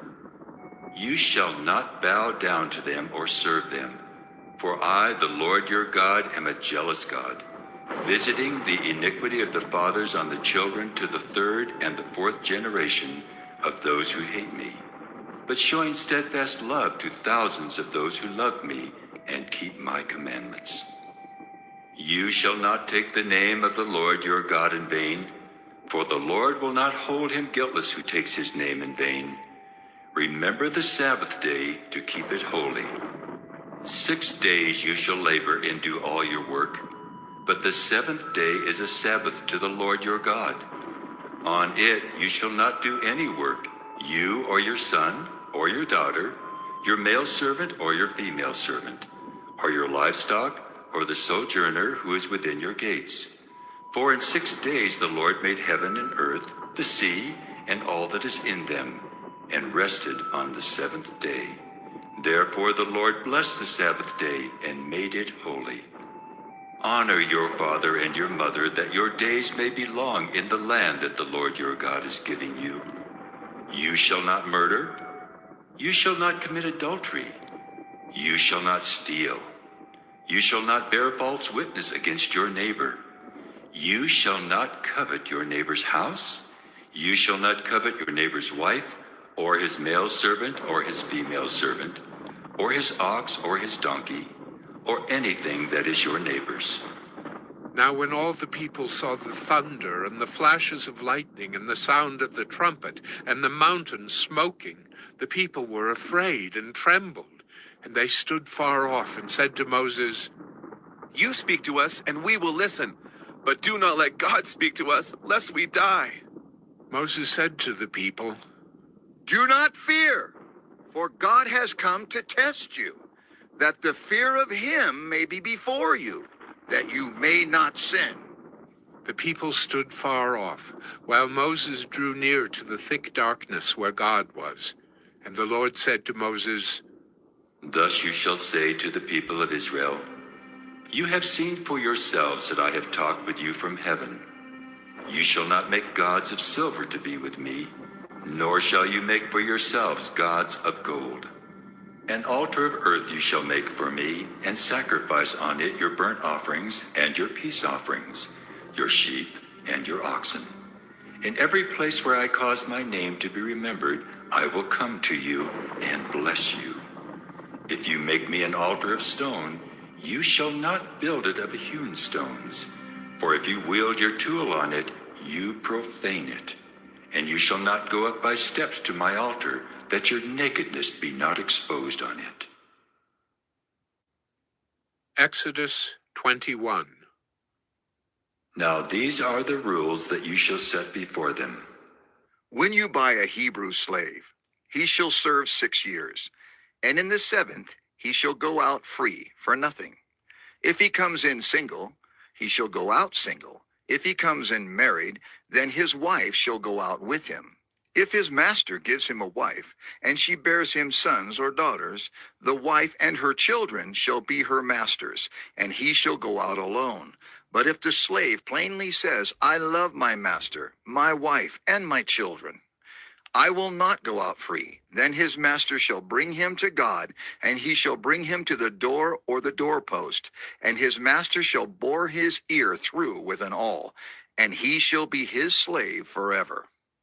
When a man sells his daughter as a slave, she shall not go out as the male slaves do. If she does not please her master, who has designated her for himself, then he shall let her be redeemed, he shall have no right to sell her to a foreign people, since he has broken faith with her. If he designates her for his son, he shall deal with her as with a daughter. If he takes another wife to himself, he shall not diminish her food, her clothing, or her marital rights. And if he does not do these three things for her, she shall go out for nothing, without payment of money. Whoever strikes a man so that he dies shall be put to death. But if he did not lie in wait for him, but God let him fall into his hand, then I will appoint for you a place to which he may flee. But if a man willfully attacks another to kill him by cunning, you shall take him from my altar, that he may die. Whoever strikes his father or his mother shall be put to death. Whoever steals a man and sells him, and anyone found in possession of him, shall be put to death. Whoever curses his father or his mother shall be put to death. When men quarrel, and one strikes the other with a stone or with his fist, and the man does not die, but takes to his bed, then if the man rises again and walks outdoors with his staff, he who struck him shall be clear. Only he shall pay for the loss of his time, and shall have him thoroughly healed. When a man strikes his slave, male or female, with a rod, and the slave dies under his hand, he shall be avenged. But if the slave survives a day or two, he is not to be avenged, for the slave is his money. When men strive together and hit a pregnant woman, so that her children come out, but there is no harm, the one who hit her shall surely be fined, as the woman's husband shall impose on him, and he shall pay as the judges determine. But if there is harm, then you shall pay life for life, eye for eye, tooth for tooth, hand for hand, foot for foot, burn for burn, wound for wound, stripe for stripe. When a man strikes the eye of his slave, male or female, and destroys it, he shall let the slave go free because of his eye. If he knocks out the tooth of his slave, male or female, he shall let the slave go free because of his tooth. When an ox gores a man or a woman to death, the ox shall be stoned, and its flesh shall not be eaten. But the owner of the ox shall not be liable. But if the ox has been accustomed to gore in the past, and its owner has been warned but has not kept it in, and it kills a man or a woman, the ox shall be stoned, and its owner also shall be put to death. If a ransom is imposed on him, then he shall give for the redemption of his life whatever is imposed on him. If it gores a man's son or daughter, he shall be dealt with according to this same rule. If the ox gores a slave, male or female, the owner shall give to their master 30 shekels of silver, and the ox shall be stoned. When a man opens a pit, or when a man digs a pit and does not cover it, and an ox or a donkey falls into it, the owner of the pit shall make restoration. He shall give money to its owner, and the dead beast shall be his. When one man's ox butts another's so that it dies, then they shall sell the live ox and share its price, and the dead beast also they shall share. Or if it is known that the ox has been accustomed to gore in the past, and its owner has not kept it in, he shall repay ox for ox, and the dead beast shall be his. Exodus 22. If a man steals an ox or a sheep and kills it or sells it, he shall repay 5 oxen for an ox, and 4 sheep for a sheep. If a thief is found breaking in and is struck so that he dies, there shall be no blood guilt for him. But if the sun has risen on him, there shall be blood guilt for him. He shall surely pay. If he has nothing, then he shall be sold for his theft. If the stolen beast is found alive in his possession, whether it is an ox or a donkey or a sheep, he shall pay double. If a man causes a field or vineyard to be grazed over, or lets his beast loose and it feeds in another man's field, he shall make restitution from the best in his own field and in his own vineyard. If fire breaks out and catches in thorns so that the stacked grain or the standing grain or the field is consumed, he who started the fire shall make full restitution. If a man gives to his neighbor money or goods to keep safe, and it is stolen from the man's house, then if the thief is found, he shall pay double. If the thief is not found, the owner of the house shall come near to God to show whether or not he has put his hand to his neighbor's property.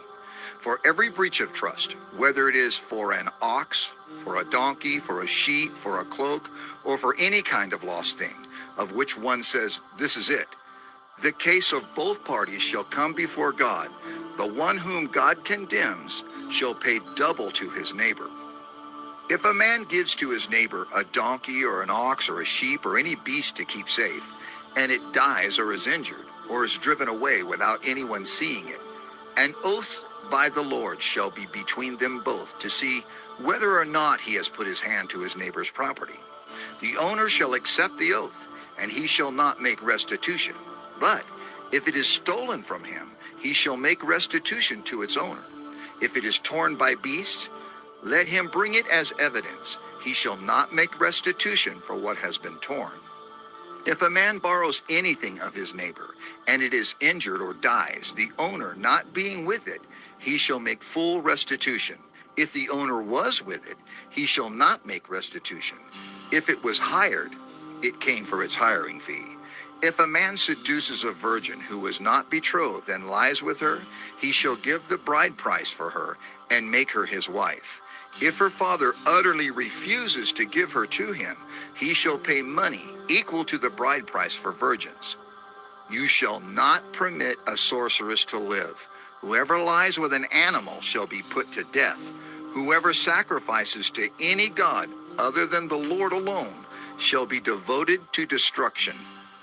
You shall not wrong a sojourner or oppress him, for you were sojourners in the land of Egypt. You shall not mistreat any widow or fatherless child. If you do mistreat them, and they cry out to me, I will surely hear their cry, and my wrath will burn, and I will kill you with the sword, and your wives shall become widows, and your children fatherless. If you lend money to any of my people with you who is poor, you shall not be like a moneylender to him, and you shall not exact interest from him. If ever you take your neighbor's cloak in pledge, you shall return it to him before the sun goes down, for that is his only covering, and it is his cloak for his body. In what else shall he sleep? And if he cries to me, I will hear, for I am compassionate. You shall not revile God, nor curse a ruler of your people. You shall not delay to offer from the fullness of your harvest, and from the outflow of your presses. The firstborn of your sons you shall give to me. You shall do the same with your oxen and with your sheep. 7 days it shall be with its mother. On the 8th day you shall give it to me. You shall be consecrated to me. Therefore you shall not eat any flesh that is torn by beasts in the field. You shall throw it to the dogs. Exodus 23. You shall not spread a false report. You shall not join hands with a wicked man to be a malicious witness. You shall not fall in with the many to do evil, nor shall you bear witness in a lawsuit, siding with the many, so as to pervert justice. Nor shall you be partial to a poor man in his lawsuit. If you meet your enemy's ox or his donkey going astray, you shall bring it back to him. If you see the donkey of one who hates you lying down under its burden, you shall refrain from leaving him with it. You shall rescue it with him. You shall not pervert the justice due to your poor in his lawsuit. Keep far from a false charge, and do not kill the innocent and righteous, for I will not acquit the wicked. And you shall take no bribe, for a bribe blinds the clear-sighted and subverts the cause of those who are in the right. You shall not oppress a sojourner. You know the heart of a sojourner, for you were sojourners in the land of Egypt. For 6 years you shall sow your land and gather in its yield.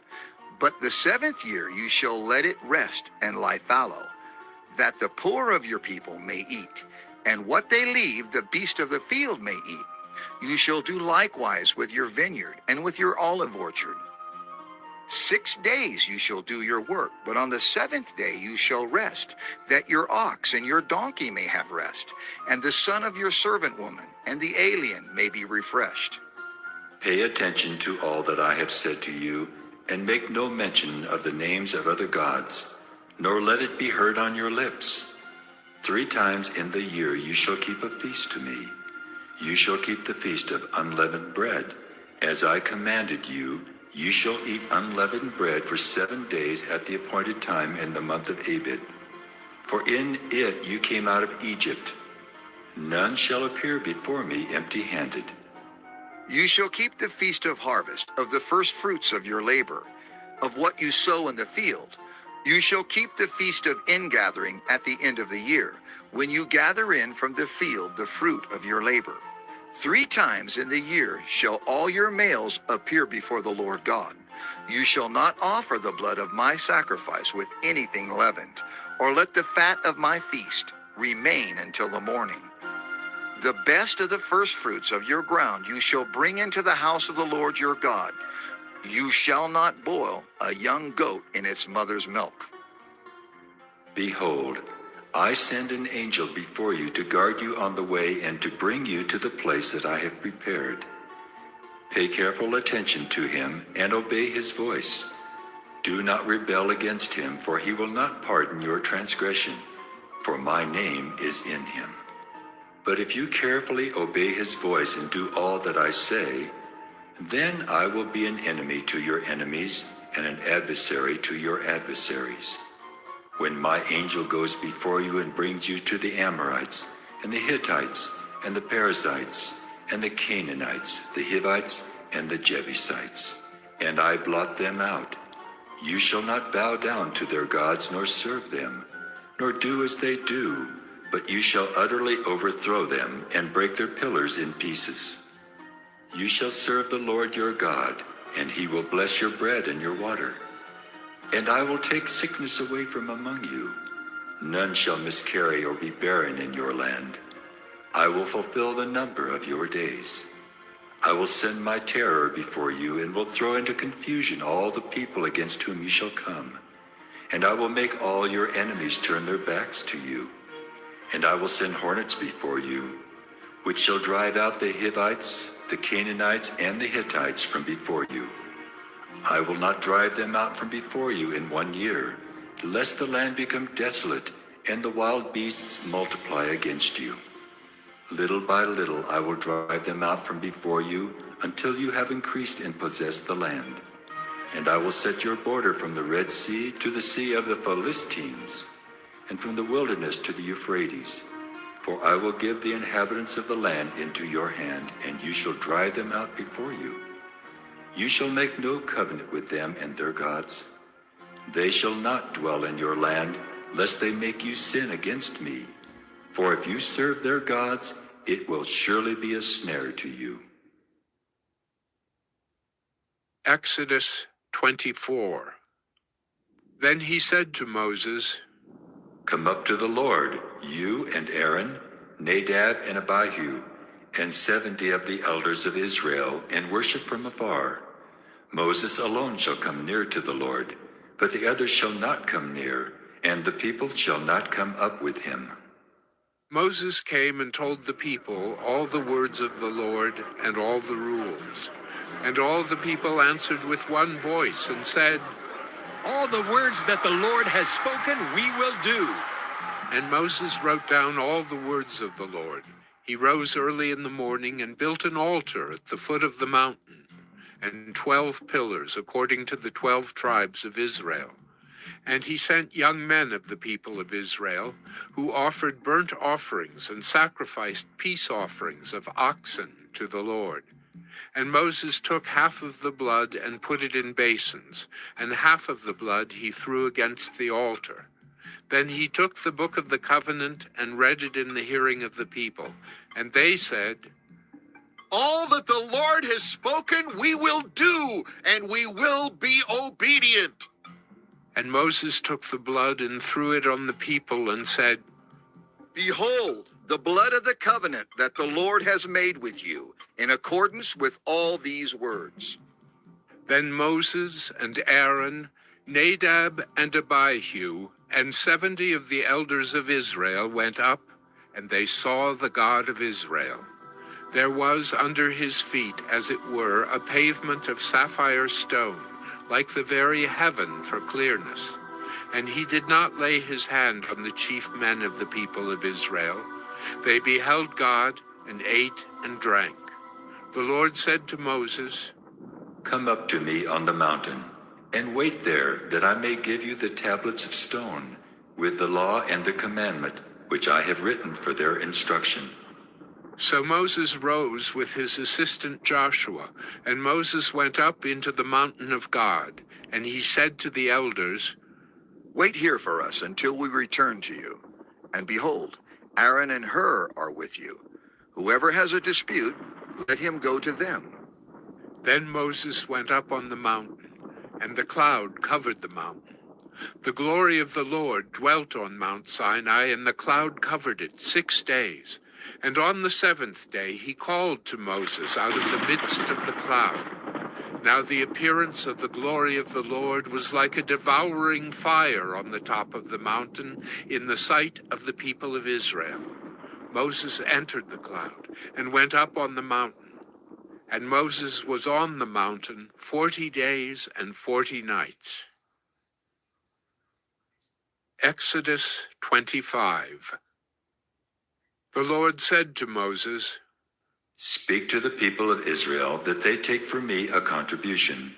From every man whose heart moves him, you shall receive the contribution for me. And this is the contribution that you shall receive from them. Gold, silver, and bronze, blue and purple, and scarlet yarns and fine twined linen, goat's hair, tanned ram skins, goat skins, acacia wood, oil for the lamps, spices for the anointing oil and for the fragrant incense, onyx stones, and stones for setting, for the ephod and for the breastpiece. And let them make me a sanctuary that I may dwell in their midst, exactly as I show you concerning the pattern of the tabernacle and of all its furniture, so you shall make it. They shall make an ark of acacia wood. 2 cubits and a half shall be its length, 1 cubit and a half its breadth, and 1 cubit and a half its height. You shall overlay it with pure gold, inside and outside shall you overlay it, and you shall make on it a molding of gold around it. You shall cast 4 rings of gold for it, and put them on its 4 feet, 2 rings on the one side of it, and 2 rings on the other side of it. You shall make poles of acacia wood, and overlay them with gold. And you shall put the poles into the rings on the sides of the ark, to carry the ark by them. The poles shall remain in the rings of the ark, they shall not be taken from it. And you shall put into the ark the testimony that I shall give you. You shall make a mercy seat of pure gold. 2 cubits and a half shall be its length, and 1 cubit and a half its breadth. And you shall make 2 cherubim of gold, of hammered work shall you make them. On the 2 ends of the mercy seat, make 1 cherub on the one end, and 1 cherub on the other end. Of one piece with the mercy seat shall you make the cherubim on its 2 ends. The cherubim shall spread out their wings above, overshadowing the mercy seat with their wings, their faces one to another. Toward the mercy seat shall the faces of the cherubim be. And you shall put the mercy seat on the top of the ark, and in the ark you shall put the testimony that I shall give you. There I will meet with you, and from above the mercy seat, from between the 2 cherubim that are on the ark of the testimony, I will speak with you about all that I will give you in commandment for the people of Israel. You shall make a table of acacia wood. 2 cubits shall be its length, 1 cubit its breadth, and 1 cubit and a half its height. You shall overlay it with pure gold, and make a molding of gold around it. And you shall make a rim around it, a handbreadth wide, and a molding of gold around the rim. And you shall make for it 4 rings of gold, and fasten the rings to the 4 corners at its 4 legs. Close to the frame the rings shall lie, as holders for the poles to carry the table. You shall make the poles of acacia wood, and overlay them with gold, and the table shall be carried with these. And you shall make its plates and dishes for incense, and its flagons and bowls with which to pour drink offerings. You shall make them of pure gold. And you shall set the bread of the presence on the table before me regularly. You shall make a lampstand of pure gold.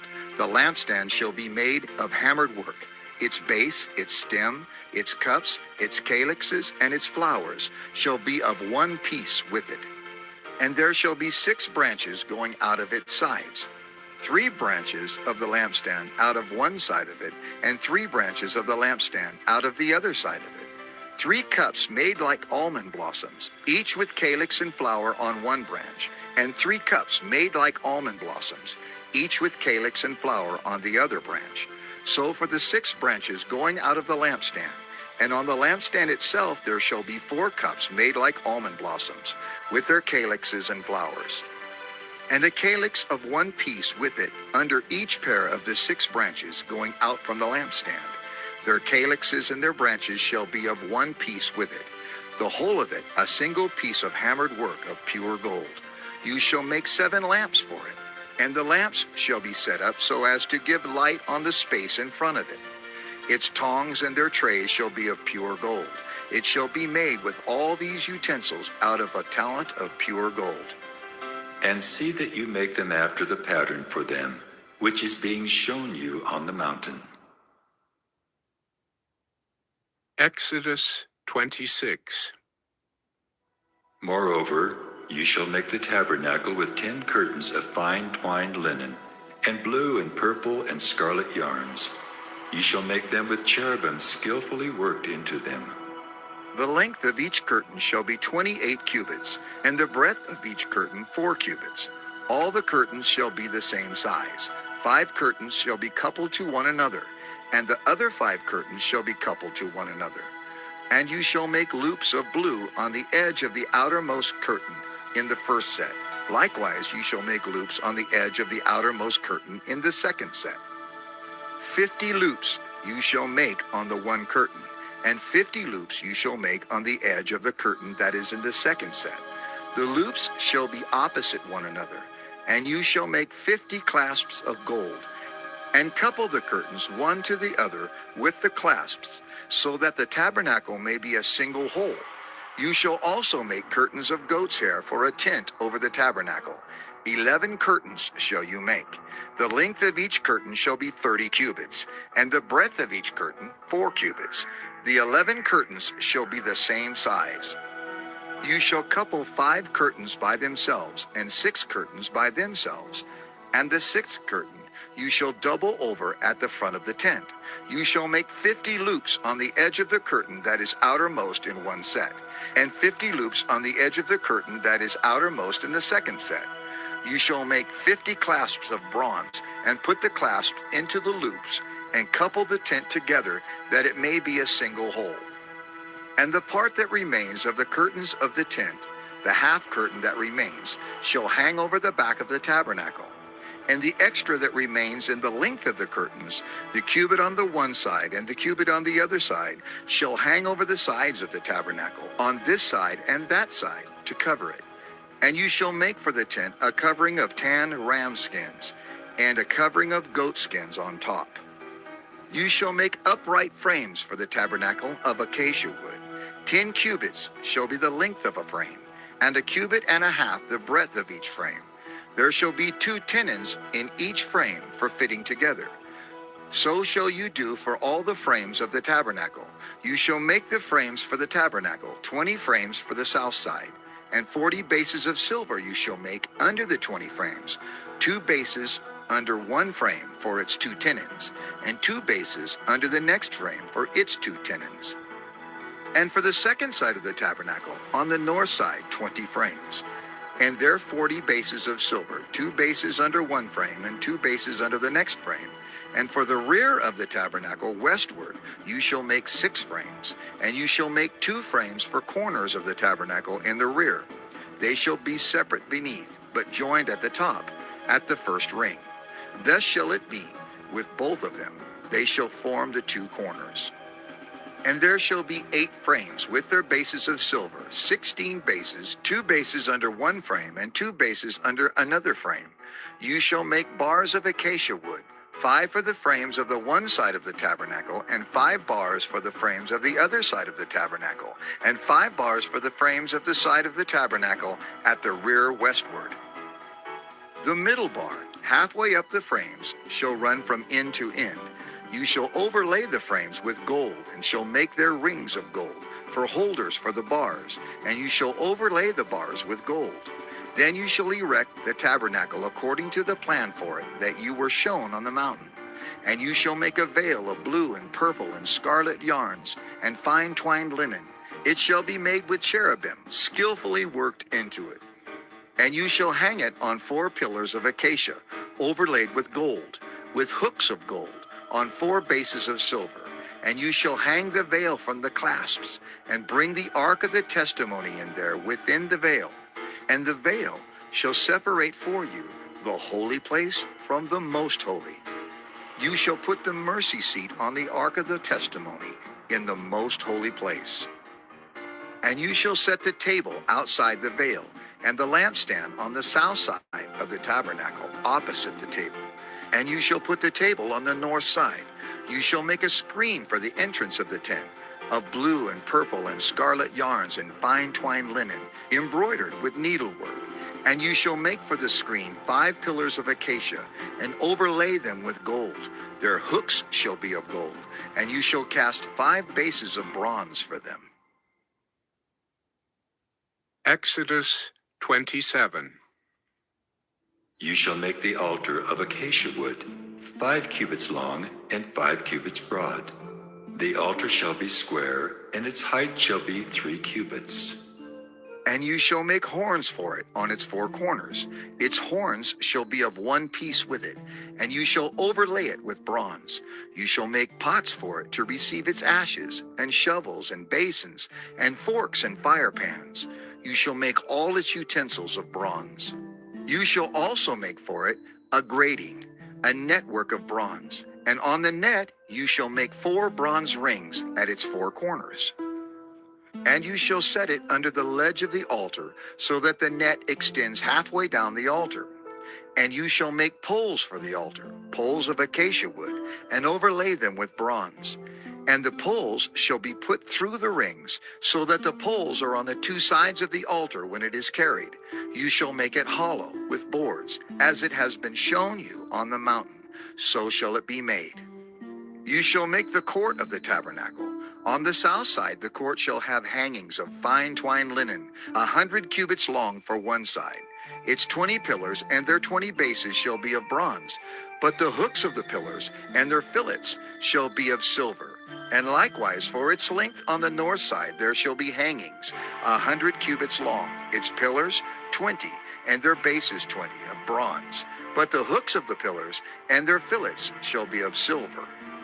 And for the breadth of the court on the west side there shall be hangings for 50 cubits, with 10 pillars and 10 bases. The breadth of the court on the front to the east shall be 50 cubits. The hangings for the one side of the gate shall be 15 cubits, with their 3 pillars and 3 bases. On the other side the hangings shall be 15 cubits, with their 3 pillars and 3 bases. For the gate of the court there shall be a screen 20 cubits long, of blue and purple and scarlet yarns and fine twined linen, embroidered with needlework. It shall have 4 pillars, and with them 4 bases. All the pillars around the court shall be filleted with silver. Their hooks shall be of silver, and their bases of bronze. The length of the court shall be 100 cubits, the breadth 50, and the height 5 cubits, with hangings of fine twined linen and bases of bronze. All the utensils of the tabernacle for every use, and all its pegs and all the pegs of the court shall be of bronze. You shall command the people of Israel that they bring to you pure beaten olive oil for the light, that a lamp may regularly be set up to burn. In the tent of meeting, outside the veil that is before the testimony, Aaron and his sons shall tend it from evening to morning before the Lord. It shall be a statute forever to be observed throughout their generations by the people of Israel. Exodus 28. Then bring near to you Aaron your brother and his sons with him, from among the people of Israel to serve me as priests. Aaron and Aaron's sons, Nadab and Abihu, Eleazar and Ithamar. And you shall make holy garments for Aaron your brother, for glory and for beauty. You shall speak to all the skillful whom I have filled with the spirit of skill, that they make Aaron's garments to consecrate him for my priesthood. These are the garments that they shall make: a breastpiece, an ephod, a robe, a coat of checkerwork, a turban, and a sash.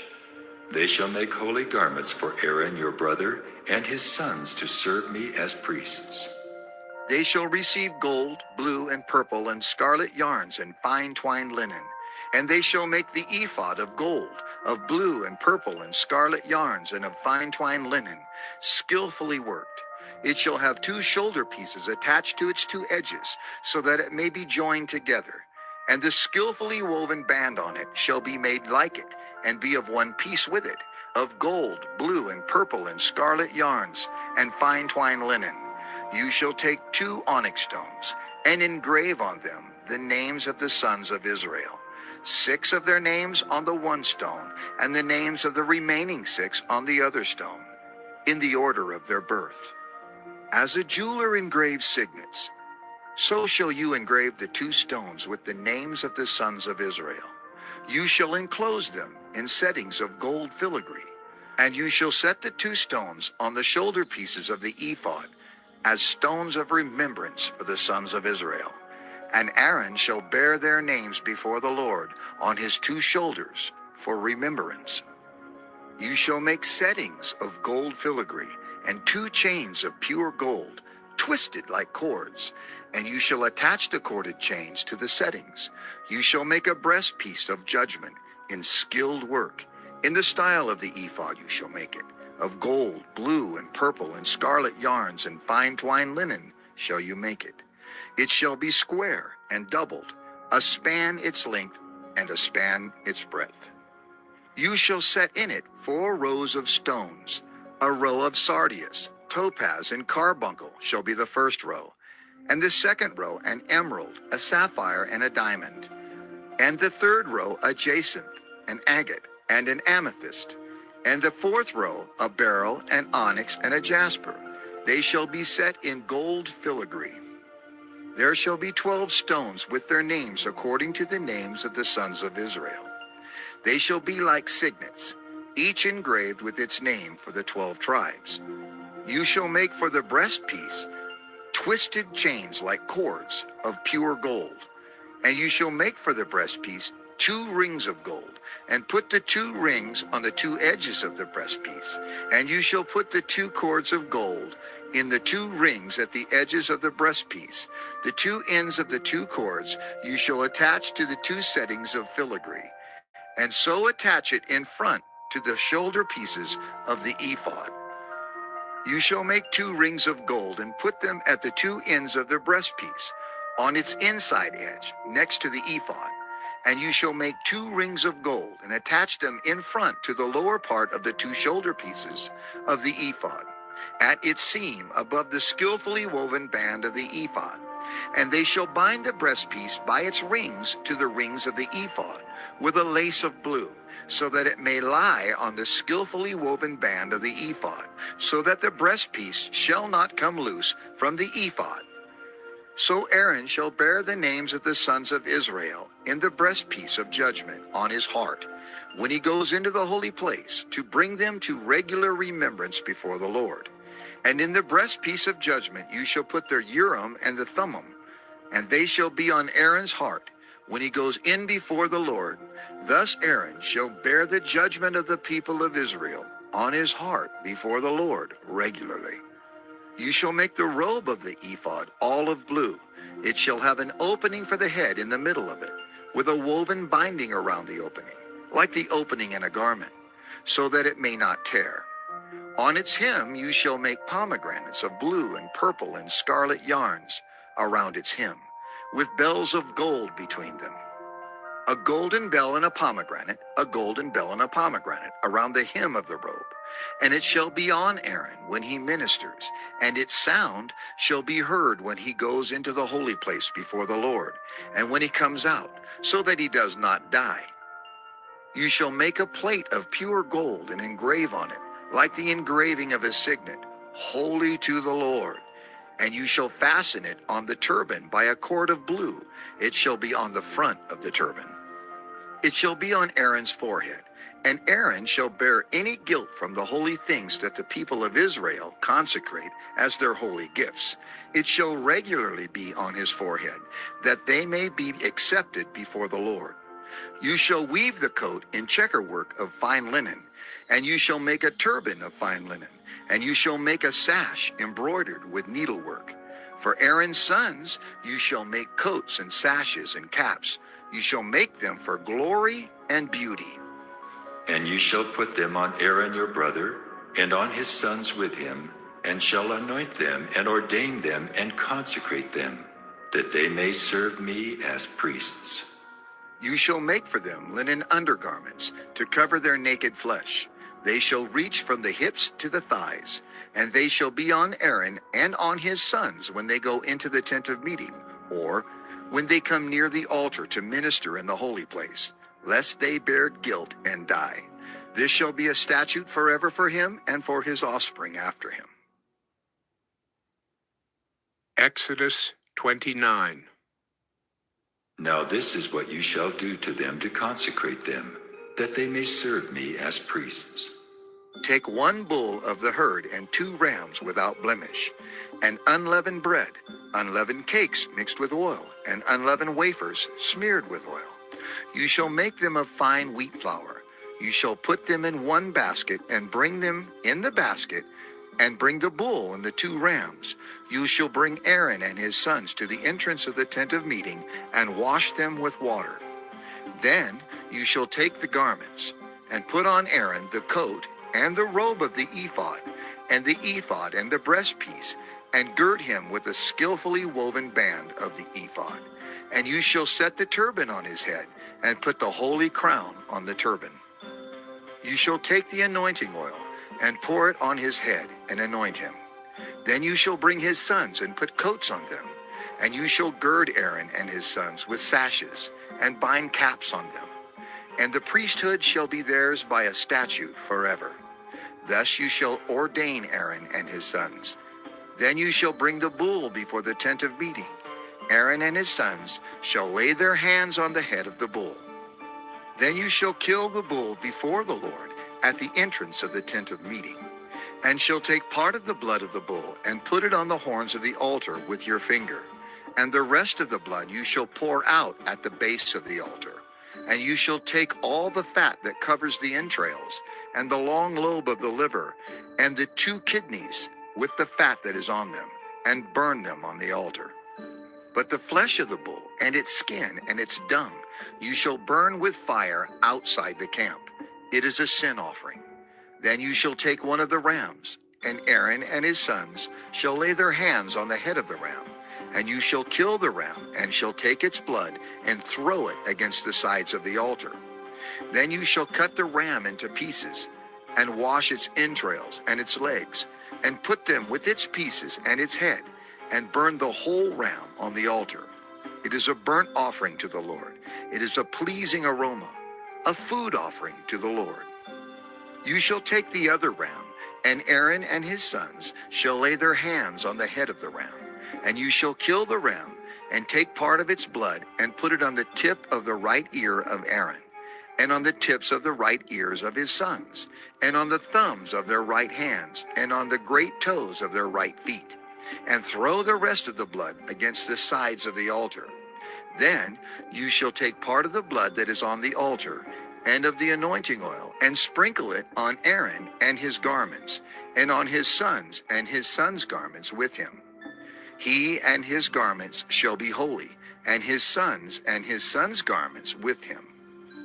You shall also take the fat from the ram, and the fat tail, and the fat that covers the entrails, and the long lobe of the liver, and the 2 kidneys, with the fat that is on them, and the right thigh, for it is a ram of ordination, and 1 loaf of bread, and 1 cake of bread made with oil. and 1 wafer out of the basket of unleavened bread that is before the Lord. You shall put all these on the palms of Aaron and on the palms of his sons, and wave them for a wave offering before the Lord. Then you shall take them from their hands and burn them on the altar, on top of the burnt offering, as a pleasing aroma before the Lord. It is a food offering to the Lord.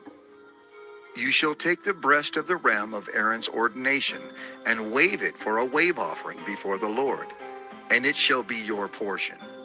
And you shall consecrate the breast of the wave offering that is waved, and the thigh of the priest's portion that is contributed from the ram of ordination, from what was Aaron's and his sons.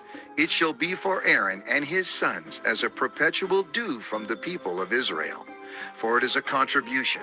It shall be a contribution from the people of Israel, from their peace offerings, their contribution to the Lord. The holy garments of Aaron shall be for his sons after him. They shall be anointed in them and ordained in them.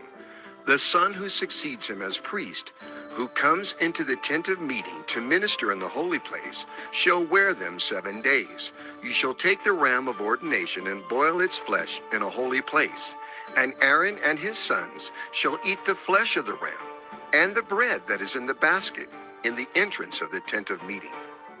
They shall eat those things with which atonement was made at their ordination and consecration, but an outsider shall not eat of them, because they are holy.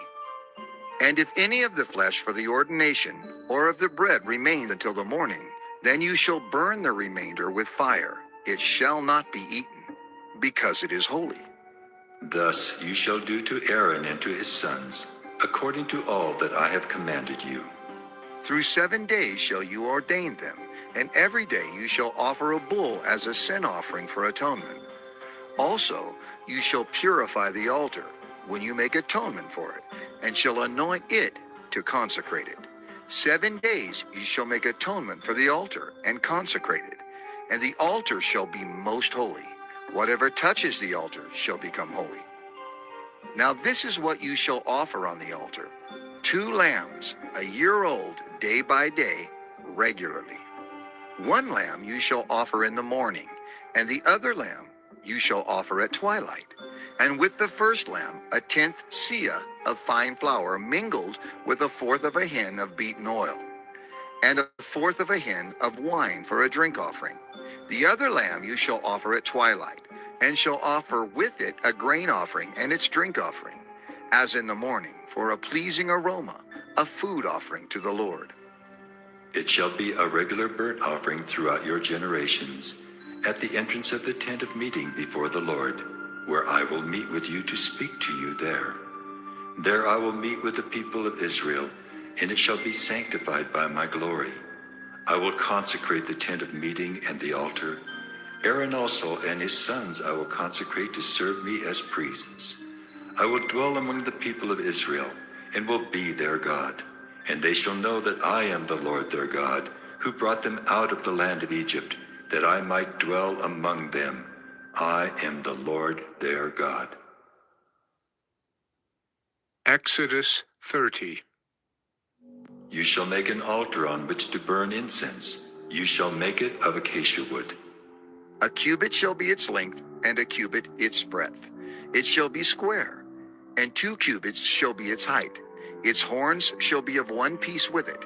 You shall overlay it with pure gold, its top and around its sides and its horns. And you shall make a molding of gold around it, and you shall make 2 golden rings for it.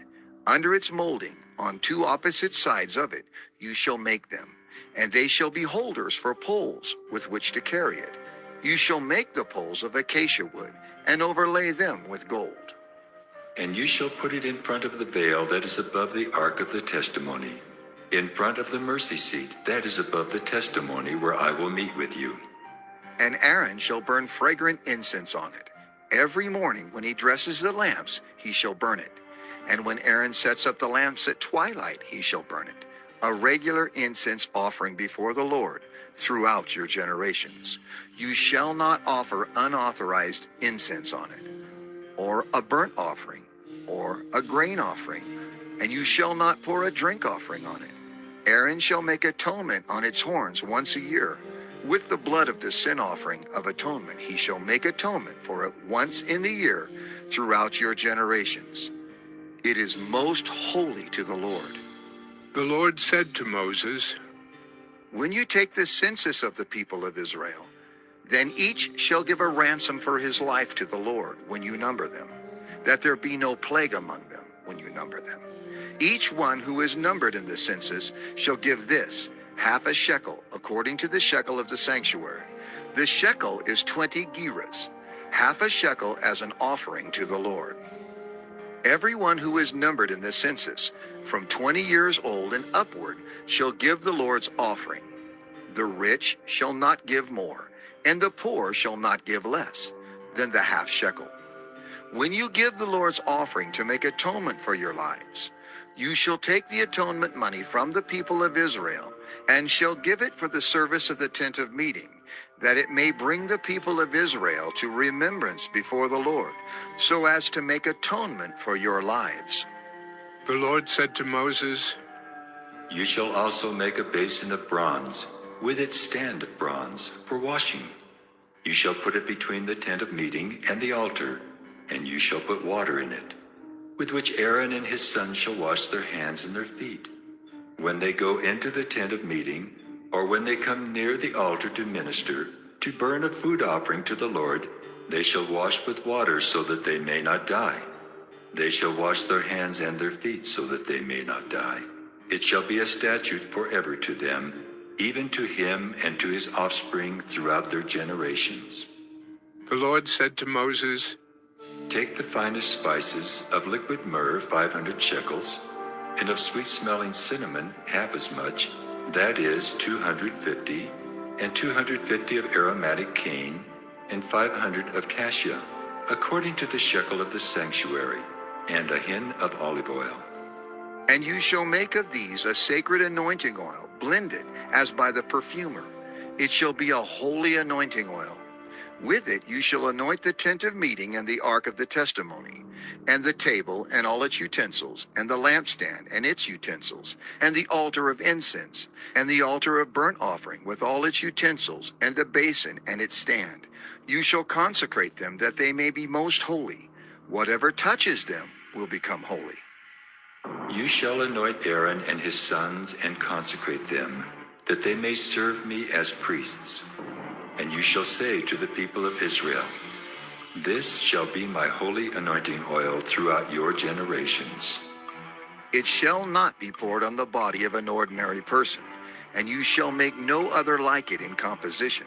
It is holy, and it shall be holy to you. Whoever compounds any like it, or whoever puts any of it on an outsider, shall be cut off from his people.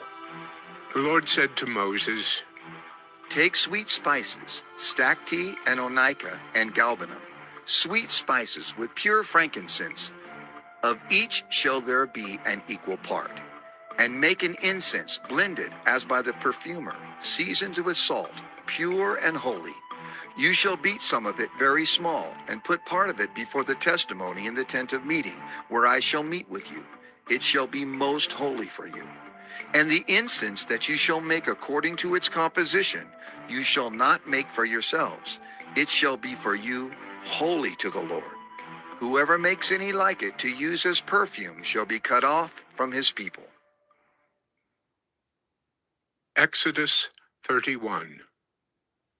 The Lord said to Moses, See, I have called by name Bezalel, the son of Uri, son of Hur, of the tribe of Judah, and I have filled him with the Spirit of God, with ability and intelligence, with knowledge in all craftsmanship, to devise artistic designs, to work in gold, silver, and bronze, in cutting stones for setting, and in carving wood to work in every craft. And behold, I have appointed with him Oholiab, the son of Ahisamach, of the tribe of Dan. And I have given to all able men ability, that they may make all that I have commanded you. The tent of meeting and the ark of the testimony, and the mercy seat that is on it, and all the furnishings of the tent, the table and its utensils, and the pure lampstand with all its utensils, and the altar of incense, and the altar of burnt offering with all its utensils, and the basin and its stand, and the finely worked garments, the holy garments for Aaron the priest, and the garments of his sons, for their service as priests, and the anointing oil, and the fragrant incense for the holy place, according to all that I have commanded you, they shall do. And the Lord said to Moses, You are to speak to the people of Israel and say, Above all, you shall keep my Sabbaths, for this is a sign between me and you throughout your generations, that you may know that I, the Lord, sanctify you. You shall keep the Sabbath, because it is holy for you. Everyone who profanes it shall be put to death. Whoever does any work on it, that soul shall be cut off from among his people. 6 days shall work be done, but the seventh day is a Sabbath of solemn rest, holy to the Lord. Whoever does any work on the Sabbath day shall be put to death. Therefore the people of Israel shall keep the Sabbath, observing the Sabbath throughout their generations as a covenant forever. It is a sign forever between me and the people of Israel, that in 6 days the Lord made heaven and earth, and on the seventh day he rested and was refreshed. And he gave to Moses, when he had finished speaking with him on Mount Sinai, the 2 tablets of the testimony, tablets of stone, written with the finger of God. Exodus 32. When the people saw that Moses delayed to come down from the mountain, the people gathered themselves together to Aaron and said to him, Up, make us gods who shall go before us. As for this Moses, the man who brought us up out of the land of Egypt, we do not know what has become of him. So Aaron said to them, Take off the rings of gold that are in the ears of your wives, your sons and your daughters, and bring them to me. So all the people took off the rings of gold that were in their ears and brought them to Aaron. And he received the gold from their hand and fashioned it with a graving tool and made a golden calf. And they said, These are your gods, O Israel, who brought you up out of the land of Egypt. When Aaron saw this, he built an altar before it. And Aaron made proclamation and said, Tomorrow shall be a feast to the Lord. And they rose up early the next day and offered burnt offerings and brought peace offerings. And the people sat down to eat and drink and rose up to play. And the Lord said to Moses, Go down, for your people whom you brought up out of the land of Egypt have corrupted themselves. They have turned aside quickly out of the way that I commanded them. They have made for themselves a golden calf, and have worshipped it and sacrificed to it, and said, These are your gods, O Israel, who brought you up out of the land of Egypt. And the Lord said to Moses, I have seen this people, and behold, it is a stiff-necked people. Now therefore let me alone, that my wrath may burn hot against them, and I may consume them, in order that I may make a great nation of you. But Moses implored the Lord his God and said, O Lord, why does your wrath burn hot against your people, whom you have brought out of the land of Egypt with great power and with a mighty hand? Why should the Egyptians say, with evil intent did he bring them out, to kill them in the mountains and to consume them from the face of the earth? Turn from your burning anger and relent from this disaster against your people. Remember Abraham, Isaac, and Israel, your servants, to whom you swore by your own self, and said to them, I will multiply your offspring as the stars of heaven, and all this land that I have promised I will give to your offspring, and they shall inherit it forever. And the Lord relented from the disaster that he had spoken of bringing on his people. Then Moses turned and went down from the mountain with the 2 tablets of the testimony in his hand, tablets that were written on both sides. On the front and on the back they were written. The tablets were the work of God, and the writing was the writing of God, engraved on the tablets. When Joshua heard the noise of the people as they shouted, he said to Moses, "There is a noise of war in the camp." But he said, "It is not the sound of shouting for victory, or the sound of the cry of defeat, but the sound of singing that I hear." And as soon as he came near the camp and saw the calf and the dancing, Moses' anger burned hot, and he threw the tablets out of his hands and broke them at the foot of the mountain. He took the calf that they had made and burned it with fire, and ground it to powder and scattered it on the water, and made the people of Israel drink it. And Moses said to Aaron, "What did this people do to you that you have brought such a great sin upon them?" And Aaron said, "Let not the anger of my Lord burn hot. You know the people, that they are set on evil. For they said to me, 'Make us gods who shall go before us.' As for this Moses, the man who brought us up out of the land of Egypt, we do not know what has become of him. So I said to them, 'Let any who have gold take it off.' So they gave it to me, and I threw it into the fire, and out came this calf." And when Moses saw that the people had broken loose, for Aaron had let them break loose to the derision of their enemies, then Moses stood in the gate of the camp and said, "Who is on the Lord's side? Come to me." And all the sons of Levi gathered around him, and he said to them, "Thus says the Lord God of Israel, put your sword on your side, each of you, and go to and fro from gate to gate throughout the camp, and each of you kill his brother and his companion and his neighbor." And the sons of Levi did according to the word of Moses. And that day about 3,000 men of the people fell. And Moses said, "Today you have been ordained for the service of the Lord, each one at the cost of his son and of his brother, so that he might bestow a blessing upon you this day." The next day Moses said to the people, "You have sinned a great sin, and now I will go up to the Lord. Perhaps I can make atonement for your sin." So Moses returned to the Lord and said, "Alas, this people has sinned a great sin. They have made for themselves gods of gold. But now, if you will forgive their sin, but if not, please blot me out of your book that you have written." But the Lord said to Moses, "Whoever has sinned against me, I will blot out of my book. But now go, lead the people to the place about which I have spoken to you. Behold, my angel shall go before you.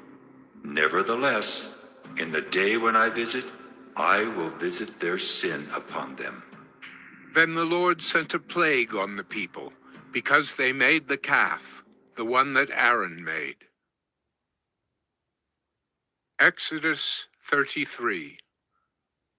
The Lord said to Moses, "Depart, go up from here, you and the people whom you have brought up out of the land of Egypt, to the land of which I swore to Abraham, Isaac, and Jacob, saying, 'To your offspring I will give it.'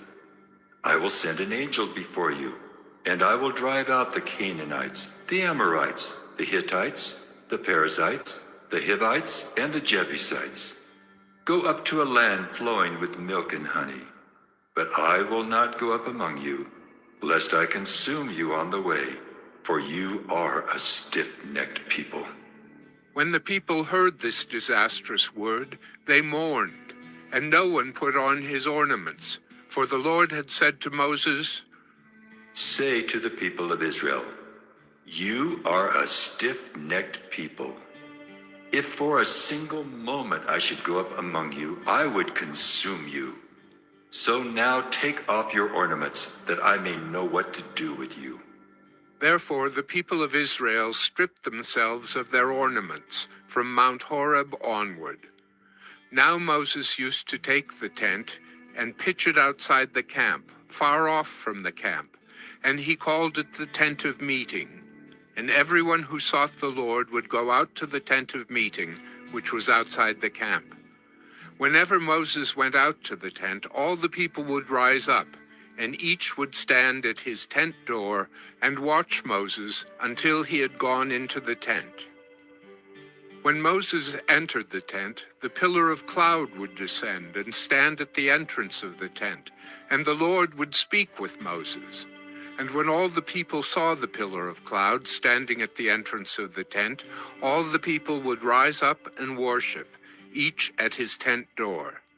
Thus, the Lord used to speak to Moses face to face, as a man speaks to his friend. When Moses turned again into the camp, his assistant Joshua, the son of Nun, a young man, would not depart from the tent. Moses said to the Lord, "See, you say to me, 'Bring up this people,' but you have not let me know whom you will send with me. Yet you have said, 'I know you by name, and you have also found favor in my sight.' Now therefore, if I have found favor in your sight, please show me now your ways, that I may know you in order to find favor in your sight. Consider too that this nation is your people." And he said, My presence will go with you, and I will give you rest. And he said to him, "If your presence will not go with me, do not bring us up from here. For how shall it be known that I have found favor in your sight, I and your people? Is it not in your going with us, so that we are distinct, I and your people, from every other people on the face of the earth?" And the Lord said to Moses, This very thing that you have spoken, I will do, for you have found favor in my sight, and I know you by name. Moses said, "Please, show me your glory." And he said, I will make all my goodness pass before you, and will proclaim before you my name, the Lord. And I will be gracious to whom I will be gracious, and will show mercy on whom I will show mercy. But, he said, you cannot see my face, for man shall not see me and live. And the Lord said, Behold, there is a place by me where you shall stand on the rock.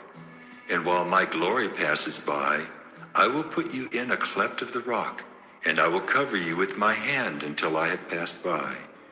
Then I will take away my hand, and you shall see my back, but my face shall not be seen. Exodus 34. The Lord said to Moses, Cut for yourself 2 tablets of stone like the first, and I will write on the tablets the words that were on the first tablets, which you broke. Be ready by the morning, and come up in the morning to Mount Sinai, and present yourself there to me on the top of the mountain. No one shall come up with you, and let no one be seen throughout all the mountain. Let no flocks or herds graze opposite that mountain. So Moses cut 2 tablets of stone like the first, and he rose early in the morning and went up on Mount Sinai as the Lord had commanded him, and took in his hand 2 tablets of stone. The Lord descended in the cloud and stood with him there, and proclaimed the name of the Lord. The Lord passed before him and proclaimed, The Lord, a God merciful and gracious, slow to anger, and abounding in steadfast love and faithfulness, keeping steadfast love for thousands, forgiving iniquity and transgression and sin, but who will by no means clear the guilty, visiting the iniquity of the fathers on the children, and the children's children to the 3rd and the 4th generation. And Moses quickly bowed his head toward the earth and worshipped. And he said, If now I have found favor in your sight, O Lord, please let the Lord go in the midst of us, for it is a stiff-necked people, and pardon our iniquity and our sin, and take us for your inheritance. And he said, Behold, I am making a covenant. Before all your people I will do marvels, such as have not been created in all the earth or in any nation. And all the people among whom you are shall see the work of the Lord, for it is an awesome thing that I will do with you. Observe what I command you this day. Behold, I will drive out before you the Amorites, the Canaanites, the Hittites, the Perizzites, the Hivites, and the Jebusites. Take care, lest you make a covenant with the inhabitants of the land to which you go, lest it become a snare in your midst. You shall tear down their altars and break their pillars and cut down their Asherim. For you shall worship no other God. For the Lord, whose name is jealous, is a jealous God. Lest you make a covenant with the inhabitants of the land, and when they whore after their gods and sacrifice to their gods, and you are invited, you eat of his sacrifice, and you take of their daughters for your sons, and their daughters whore after their gods, and make your sons whore after their gods. You shall not make for yourself any gods of cast metal. You shall keep the feast of unleavened bread. 7 days you shall eat unleavened bread as I commanded you at the time appointed in the month Abib. For in the month Abib you came out from Egypt. All that open the womb are mine. All your male livestock, the firstborn of cow and sheep, the firstborn of a donkey, you shall redeem with a lamb. Or if you will not redeem it, you shall break its neck. All the firstborn of your sons you shall redeem, and none shall appear before me empty-handed. 6 days you shall work, but on the 7th day you shall rest. In plowing time and in harvest you shall rest. You shall observe the Feast of Weeks, the first fruits of wheat harvest, and the Feast of Ingathering at the year's end.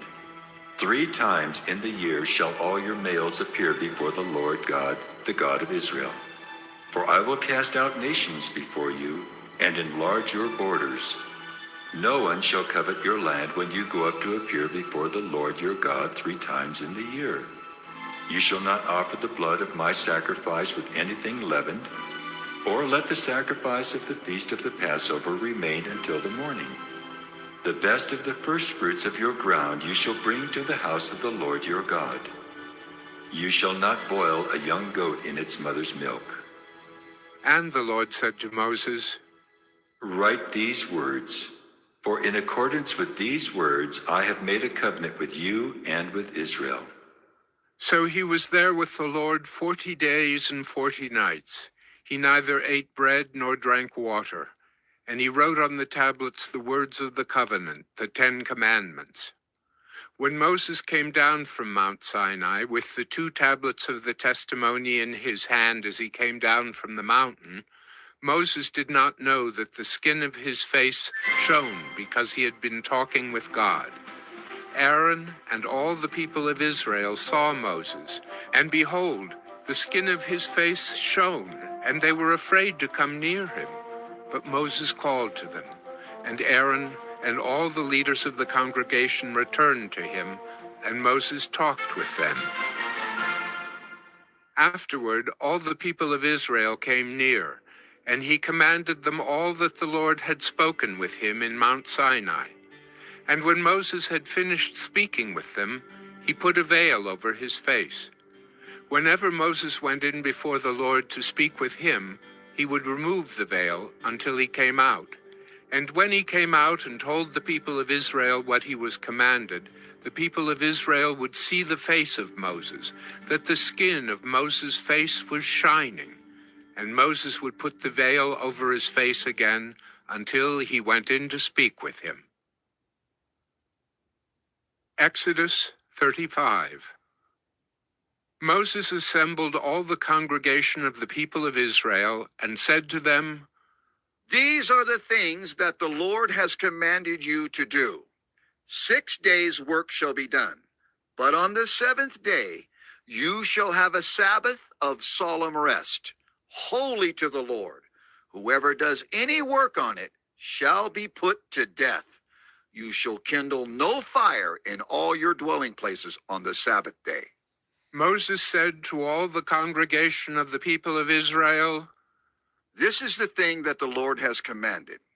Take from among you a contribution to the Lord. Whoever is of a generous heart, let him bring the Lord's contribution, gold, silver, and bronze, blue and purple and scarlet yarns and fine twined linen, goat's hair, tanned ram skins and goat skins, acacia wood, oil for the light, spices for the anointing oil, and for the fragrant incense, and onyx stones, and stones for setting, for the ephod, and for the breastpiece.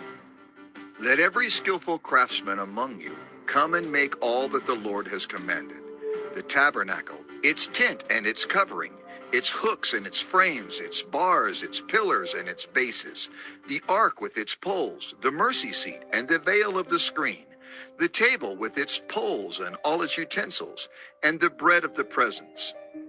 The lampstand also for the light, with its utensils and its lamps, and the oil for the light, and the altar of incense with its poles, and the anointing oil, and the fragrant incense, and the screen for the door, at the door of the tabernacle, the altar of burnt offering with its grating of bronze, its poles and all its utensils, the basin and its stand, the hangings of the court, its pillars and its bases, and the screen for the gate of the court, the pegs of the tabernacle and the pegs of the court and their cords, the finely worked garments for ministering in the holy place, the holy garments for Aaron the priest, and the garments of his sons for their service as priests.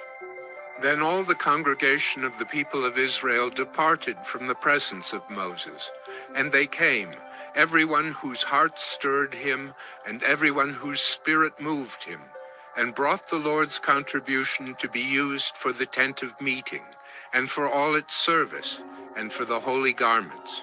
So they came, both men and women. All who were of a willing heart brought brooches and earrings and signet rings and armlets, all sorts of gold objects, every man dedicating an offering of gold to the Lord. And everyone who possessed blue or purple or scarlet yarns, or fine linen, or goat's hair, or tanned ram skins, or goat skins, brought them. Everyone who could make a contribution of silver or bronze brought it as the Lord's contribution. And everyone who possessed acacia wood of any use in the work brought it. And every skillful woman spun with her hands, and they all brought what they had spun in blue and purple and scarlet yarns and fine twined linen. All the women whose hearts stirred them to use their skill spun the goat's hair. And the leaders brought onyx stones and stones to be set for the ephod and for the breastpiece, and spices and oil for the light, and for the anointing oil, and for the fragrant incense. All the men and women, the people of Israel, whose heart moved them to bring anything for the work that the Lord had commanded by Moses to be done, brought it as a freewill offering to the Lord. Then Moses said to the people of Israel, See, the Lord has called by name Bezalel, the son of Uri, son of Hur, of the tribe of Judah, and he has filled him with the Spirit of God, with skill, with intelligence, with knowledge, and with all craftsmanship, to devise artistic designs, to work in gold and silver and bronze, in cutting stones for setting, and in carving wood, for work in every skilled craft. And he has inspired him to teach, both him and Aholiab, the son of Ahisamach of the tribe of Dan. He has filled them with skill to do every sort of work done by an engraver, or by a designer, or by an embroiderer, in blue and purple and scarlet yarns and fine twined linen, or by a weaver, by any sort of workman or skilled designer. Exodus 36. Bezalel and Aholiab and every craftsman in whom the Lord has put skill and intelligence to know how to do any work in the construction of the sanctuary shall work in accordance with all that the Lord has commanded. And Moses called Bezalel and Aholiab and every craftsman in whose mind the Lord had put skill, everyone whose heart stirred him up to come to do the work. And they received from Moses all the contribution that the people of Israel had brought for doing the work on the sanctuary. They still kept bringing him free will offerings every morning, so that all the craftsmen who were doing every sort of task on the sanctuary came, each from the task that he was doing, and said to Moses, The people bring much more than enough for doing the work that the Lord has commanded us to do. So Moses gave command, and word was proclaimed throughout the camp. Let no man or woman do anything more for the contribution for the sanctuary. So the people were restrained from bringing, for the material they had was sufficient to do all the work, and more. And all the craftsmen among the workmen made the tabernacle with 10 curtains. They were made of fine twined linen, and blue and purple and scarlet yarns, with cherubim skillfully worked. The length of each curtain was 28 cubits, and the breadth of each curtain 4 cubits. All the curtains were the same size. He coupled 5 curtains to one another, and the other 5 curtains he coupled to one another. He made loops of blue on the edge of the outermost curtain of the first set. Likewise, he made them on the edge of the outermost curtain of the second set.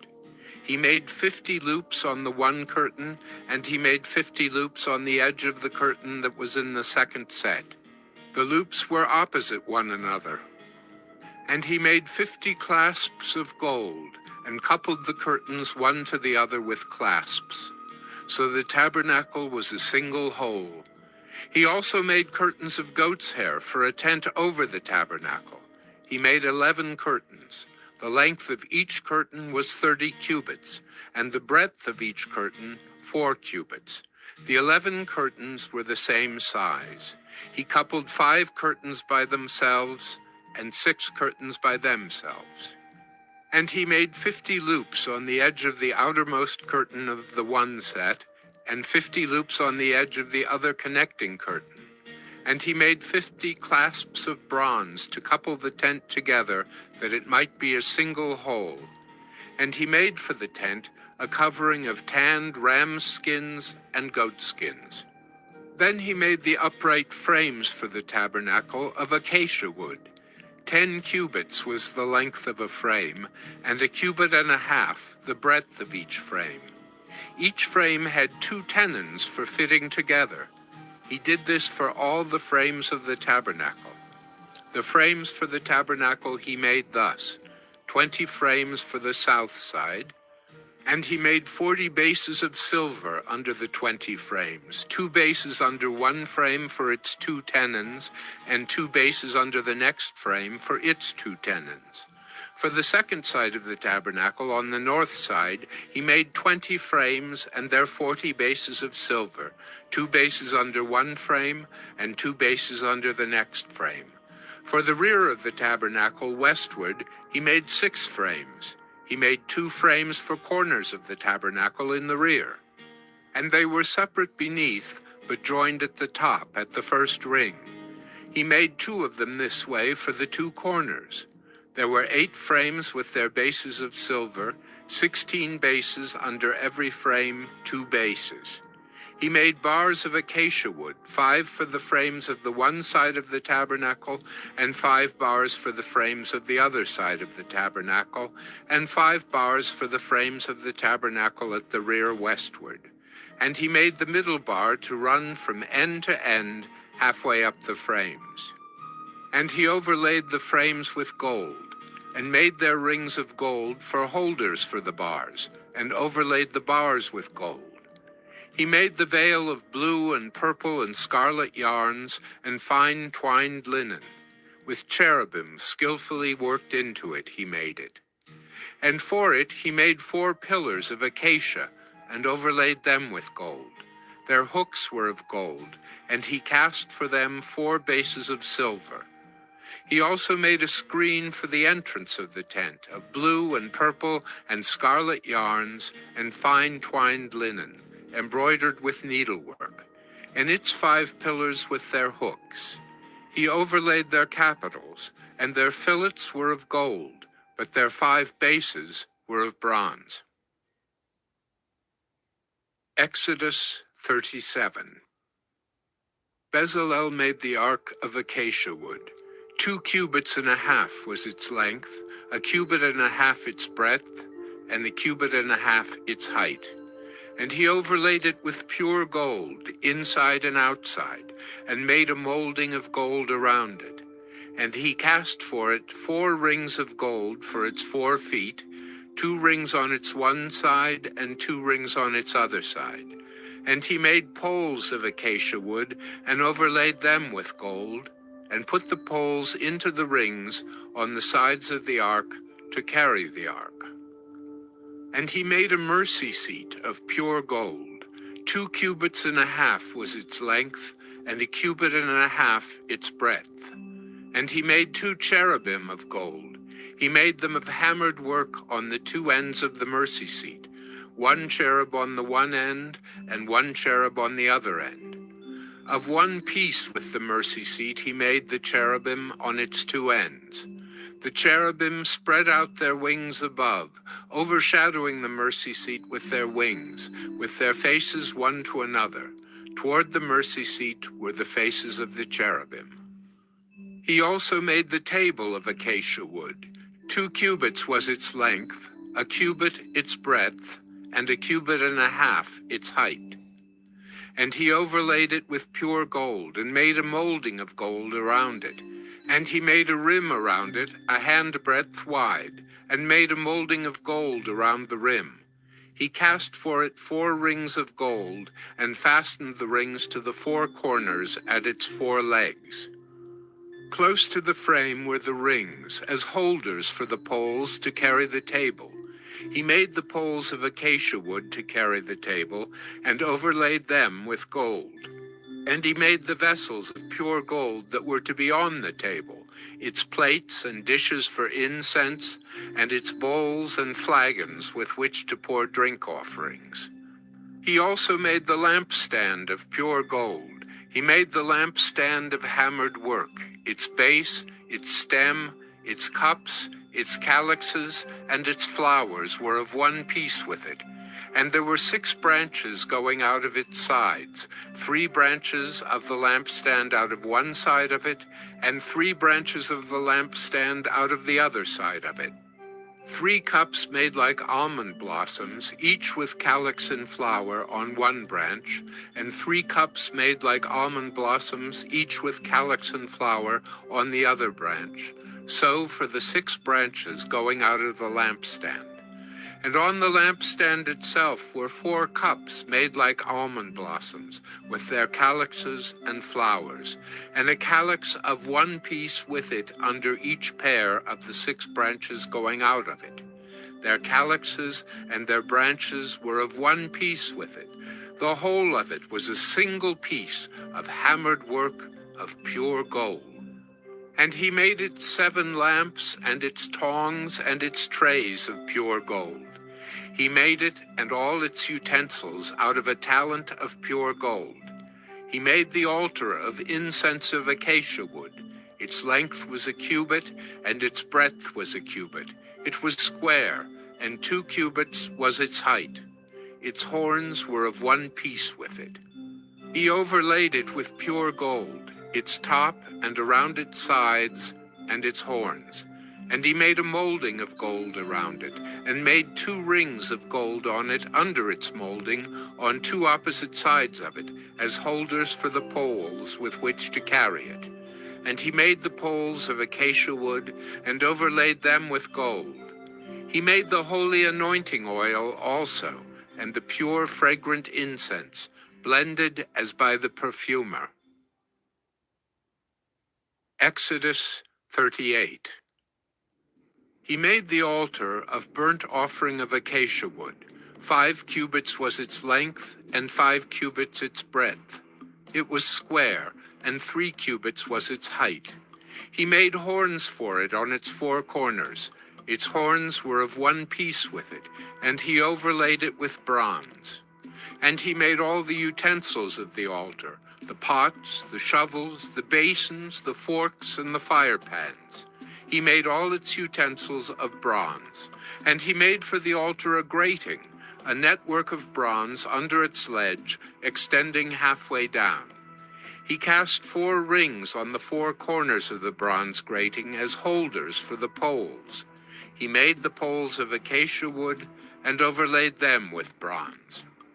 And he put the poles through the rings on the sides of the altar to carry it with them. He made it hollow with boards.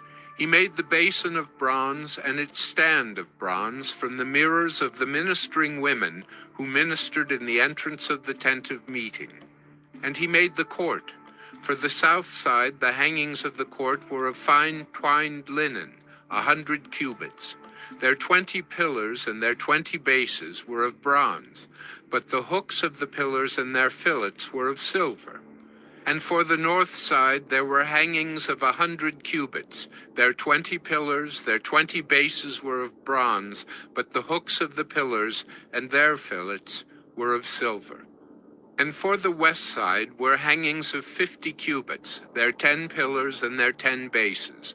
The hooks of the pillars and their fillets were of silver. And for the front, to the east, 50 cubits. The hangings for one side of the gate were 15 cubits, with their 3 pillars and 3 bases. And so for the other side. On both sides of the gate of the court were hangings of 15 cubits, with their 3 pillars and their 3 bases. All the hangings around the court were of fine twined linen, and the bases for the pillars were of bronze, but the hooks of the pillars and their fillets were of silver. The overlaying of their capitals was also of silver, and all the pillars of the court were filleted with silver. And the screen for the gate of the court was embroidered with needlework in blue and purple and scarlet yarns and fine twined linen. It was 20 cubits long and 5 cubits high in its breadth, corresponding to the hangings of the court. And their pillars were 4 in number. Their 4 bases were of bronze, their hooks of silver, and the overlaying of their capitals and their fillets of silver. And all the pegs for the tabernacle and for the court all around were of bronze. These are the records of the tabernacle of the testimony, as they were recorded at the commandment of Moses, the responsibility of the Levites under the direction of Ithamar, the son of Aaron the priest. Bezalel, the son of Uri, son of Hur, of the tribe of Judah, made all that the Lord commanded Moses. And with him was Oholiab, the son of Ahisamach, of the tribe of Dan, an engraver and designer and embroiderer in blue and purple and scarlet yarns and fine twined linen. All the gold that was used for the work in all the construction of the sanctuary, the gold from the offering, was 29 talents and 730 shekels by the shekel of the sanctuary. The silver from those of the congregation who were recorded was 100 talents and 1,775 shekels by the shekel of the sanctuary. A beka a head, that is half a shekel by the shekel of the sanctuary, for everyone who was listed in the records from 20 years old and upward, for 603,550 men. The 100 talents of silver were for casting the bases of the sanctuary and the bases of the veil. 100 bases for the 100 talents, a talent a base. And of the 1,775 shekels he made hooks for the pillars, and overlaid their capitals, and made fillets for them. The bronze that was offered was 70 talents and 2,400 shekels. With it he made the bases for the entrance of the tent of meeting, the bronze altar, and the bronze grating for it, and all the utensils of the altar, the bases around the court, and the bases of the gate of the court, all the pegs of the tabernacle, and all the pegs around the court. Exodus 39. From the blue and purple and scarlet yarns they made finely woven garments for ministering in the holy place. They made the holy garments for Aaron, as the Lord had commanded Moses. He made the ephod of gold, blue and purple and scarlet yarns, and fine twined linen. And they hammered out gold leaf, and he cut it into threads, to work into the blue and purple and the scarlet yarns, and into the fine twined linen in skilled design. They made for the ephod attaching shoulder pieces, joined to it at its two edges, and the skillfully woven band on it was of one piece with it, and made like it, of gold, blue and purple and scarlet yarns, and fine twined linen, as the Lord had commanded Moses. They made the onyx stones, enclosed in settings of gold filigree, and engraved like the engravings of a signet, according to the names of the sons of Israel. And he set them on the shoulder pieces of the ephod, to be stones of remembrance for the sons of Israel, as the Lord had commanded Moses. He made the breastpiece, in skilled work, in the style of the ephod, of gold, blue and purple and scarlet yarns, and fine twined linen. It was square. They made the breastpiece doubled, a span its length, and a span its breadth, when doubled. And they set in it 4 rows of stones. A row of sardius, topaz, and carbuncle was the first row, and the second row an emerald, a sapphire, and a diamond. And the third row a jacinth, an agate, and an amethyst, and the fourth row a beryl, an onyx, and a jasper. They were enclosed in settings of gold filigree. There were 12 stones with their names, according to the names of the sons of Israel. They were like signets, each engraved with its name for the 12 tribes. And they made on the breastpiece twisted chains like cords of pure gold. And they made 2 settings of gold filigree and 2 gold rings, and put the 2 rings on the 2 edges of the breastpiece. And they put the 2 cords of gold in the 2 rings at the edges of the breastpiece. They attached the 2 ends of the 2 cords to the 2 settings of filigree. Thus they attached it in front to the shoulder pieces of the ephod. Then they made 2 rings of gold, and put them at the 2 ends of the breastpiece, on its inside edge, next to the ephod.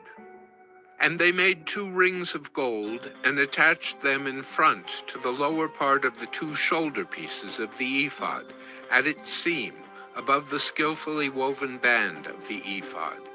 And they bound the breastpiece by its rings to the rings of the ephod with a lace of blue, so that it should lie on the skillfully woven band of the ephod, and that the breastpiece should not come loose from the ephod, as the Lord had commanded Moses.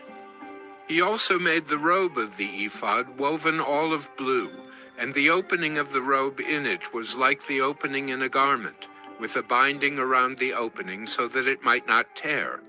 On the hem of the robe they made pomegranates of blue and purple and scarlet yarns and fine twined linen. They also made bells of pure gold, and put the bells between the pomegranates all around the hem of the robe between the pomegranates.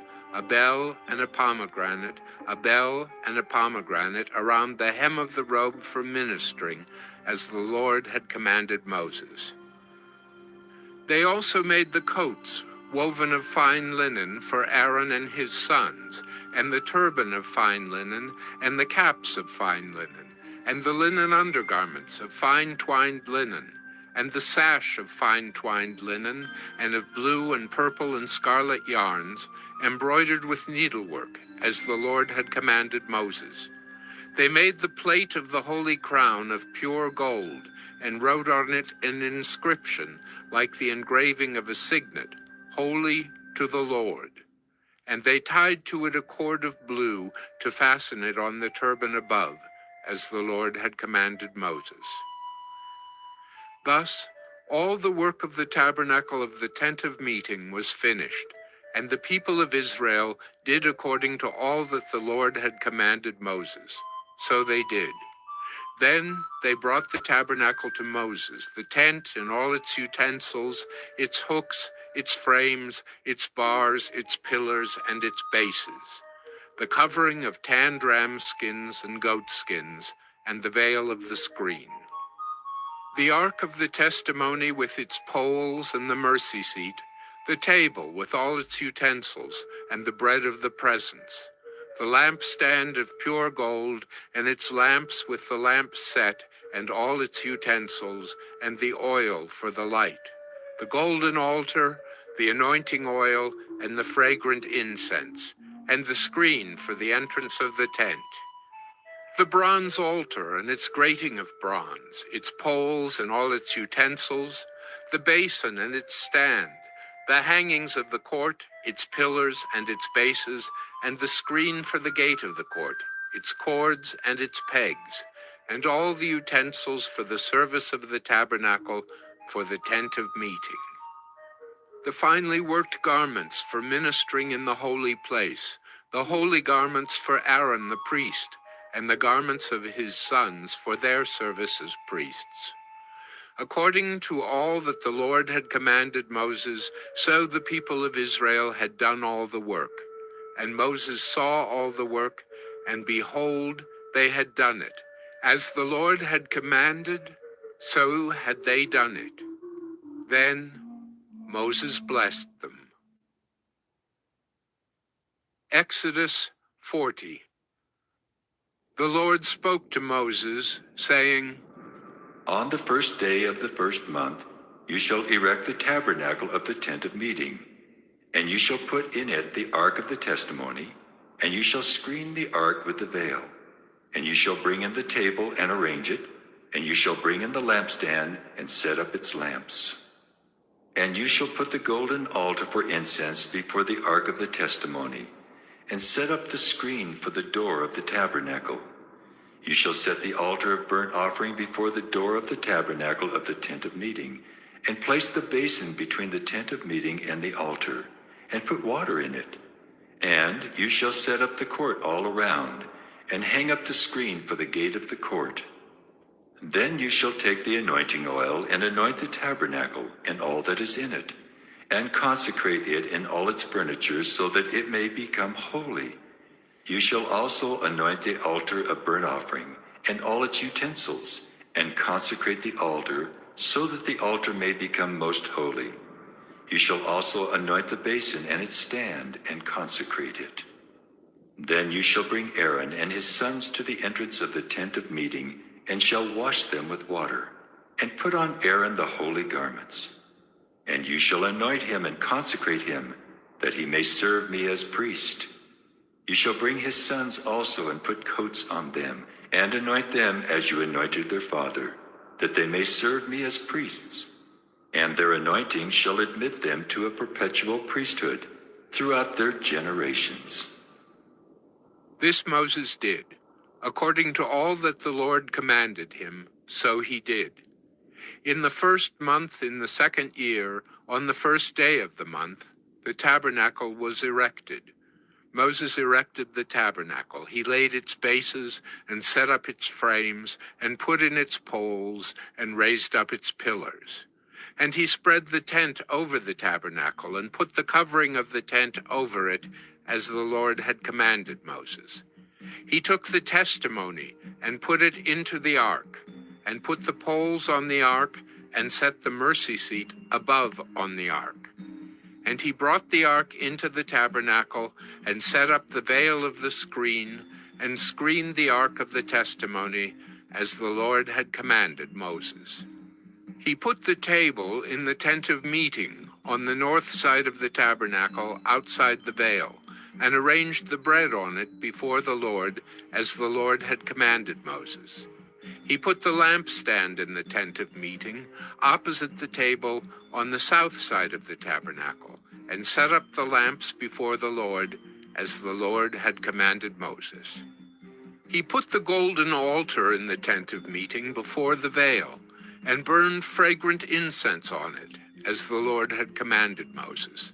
He put in place the screen for the door of the tabernacle, and he set the altar of burnt offering at the entrance of the tabernacle of the tent of meeting, and offered on it the burnt offering and the grain offering, as the Lord had commanded Moses. He set the basin between the tent of meeting and the altar, and put water in it for washing, with which Moses and Aaron and his sons washed their hands and their feet. When they went into the tent of meeting, and when they approached the altar, they washed. as the Lord commanded Moses. And he erected the court around the tabernacle and the altar, and set up the screen of the gate of the court. So Moses finished the work. Then the cloud covered the tent of meeting, and the glory of the Lord filled the tabernacle. And Moses was not able to enter the tent of meeting because the cloud settled on it, and the glory of the Lord filled the tabernacle. Throughout all their journeys, whenever the cloud was taken up from over the tabernacle, the people of Israel would set out. But if the cloud was not taken up, then they did not set out till the day that it was taken up. For the cloud of the Lord was on the tabernacle by day, and fire was in it by night, in the sight of all the house of Israel throughout all their journeys.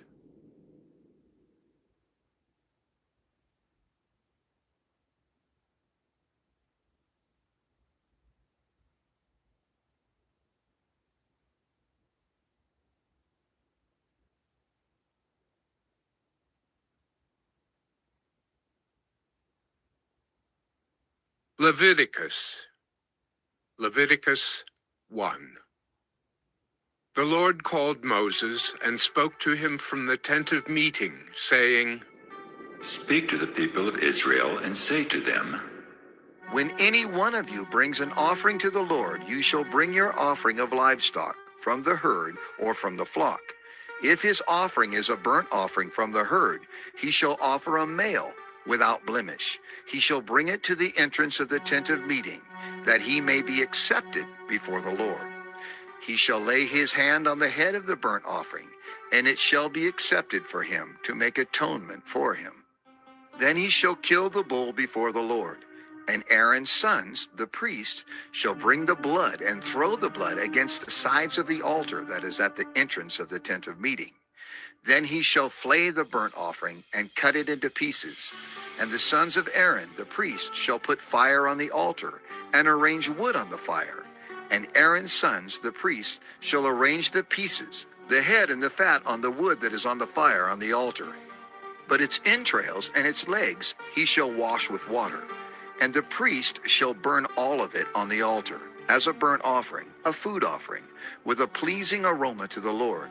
If his gift for a burnt offering is from the flock, from the sheep or goats, he shall bring a male without blemish, and he shall kill it on the north side of the altar before the Lord. And Aaron's sons, the priests, shall throw its blood against the sides of the altar. And he shall cut it into pieces, with its head and its fat, and the priest shall arrange them on the wood that is on the fire on the altar.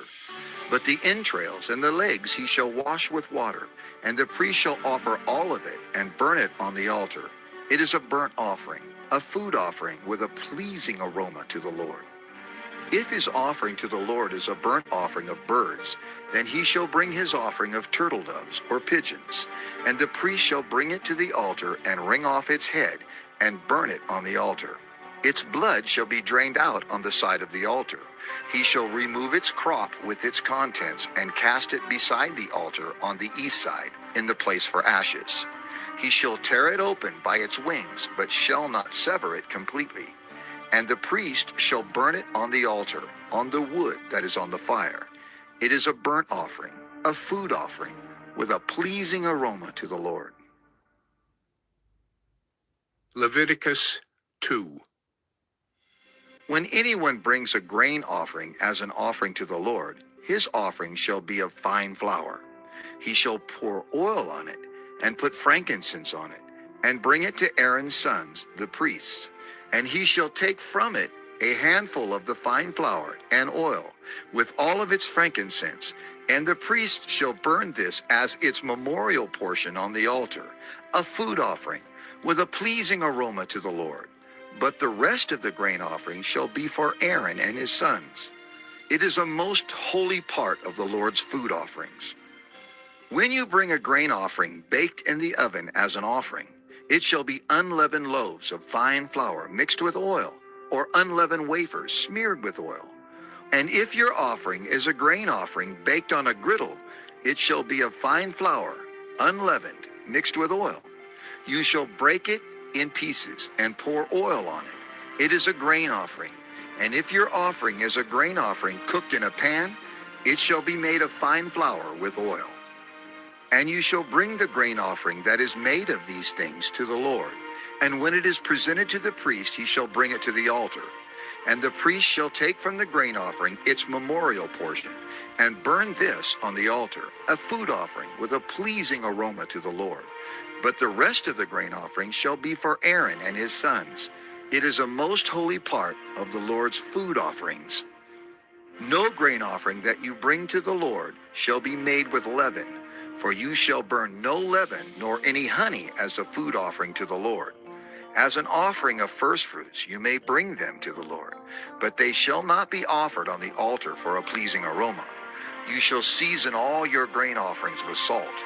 You shall not let the salt of the covenant with your God be missing from your grain offering. With all your offerings you shall offer salt.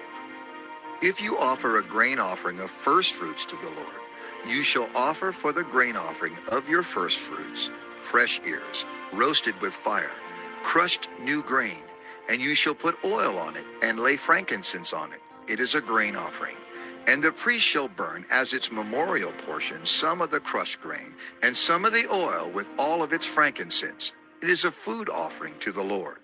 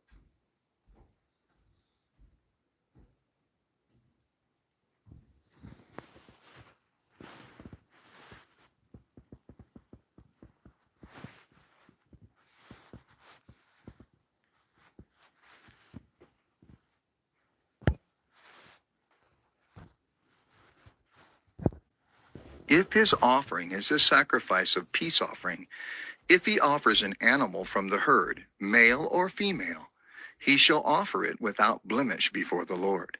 And he shall lay his hand on the head of his offering and kill it at the entrance of the tent of meeting. And Aaron's sons, the priests, shall throw the blood against the sides of the altar. And from the sacrifice of the peace offering, as a food offering to the Lord, he shall offer the fat covering the entrails, and all the fat that is on the entrails, and the 2 kidneys with the fat that is on them at the loins, and the long lobe of the liver that he shall remove with the kidneys. Then Aaron's sons shall burn it on the altar on top of the burnt offering, which is on the wood on the fire. It is a food offering with a pleasing aroma to the Lord. If his offering for a sacrifice of peace offering to the Lord is an animal from the flock, male or female, he shall offer it without blemish. If he offers a lamb for his offering, then he shall offer it before the Lord. Lay his hand on the head of his offering, and kill it in front of the tent of meeting. And Aaron's sons shall throw its blood against the sides of the altar. Then from the sacrifice of the peace offering, he shall offer as a food offering to the Lord its fat.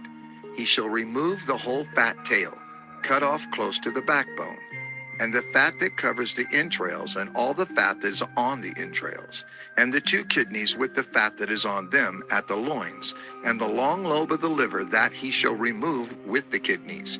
And the priest shall burn it on the altar as a food offering to the Lord. If his offering is a goat, then he shall offer it before the Lord, and lay his hand on its head and kill it in front of the tent of meeting. And the sons of Aaron shall throw its blood against the sides of the altar. Then he shall offer from it, as his offering for a food offering to the Lord, the fat covering the entrails, and all the fat that is on the entrails, and the 2 kidneys with the fat that is on them at the loins, and the long lobe of the liver, that he shall remove with the kidneys. And the priest shall burn them on the altar as a food offering with a pleasing aroma. All fat is the Lord's. It shall be a statute forever throughout your generations, in all your dwelling places, that you eat neither fat nor blood. Leviticus 4.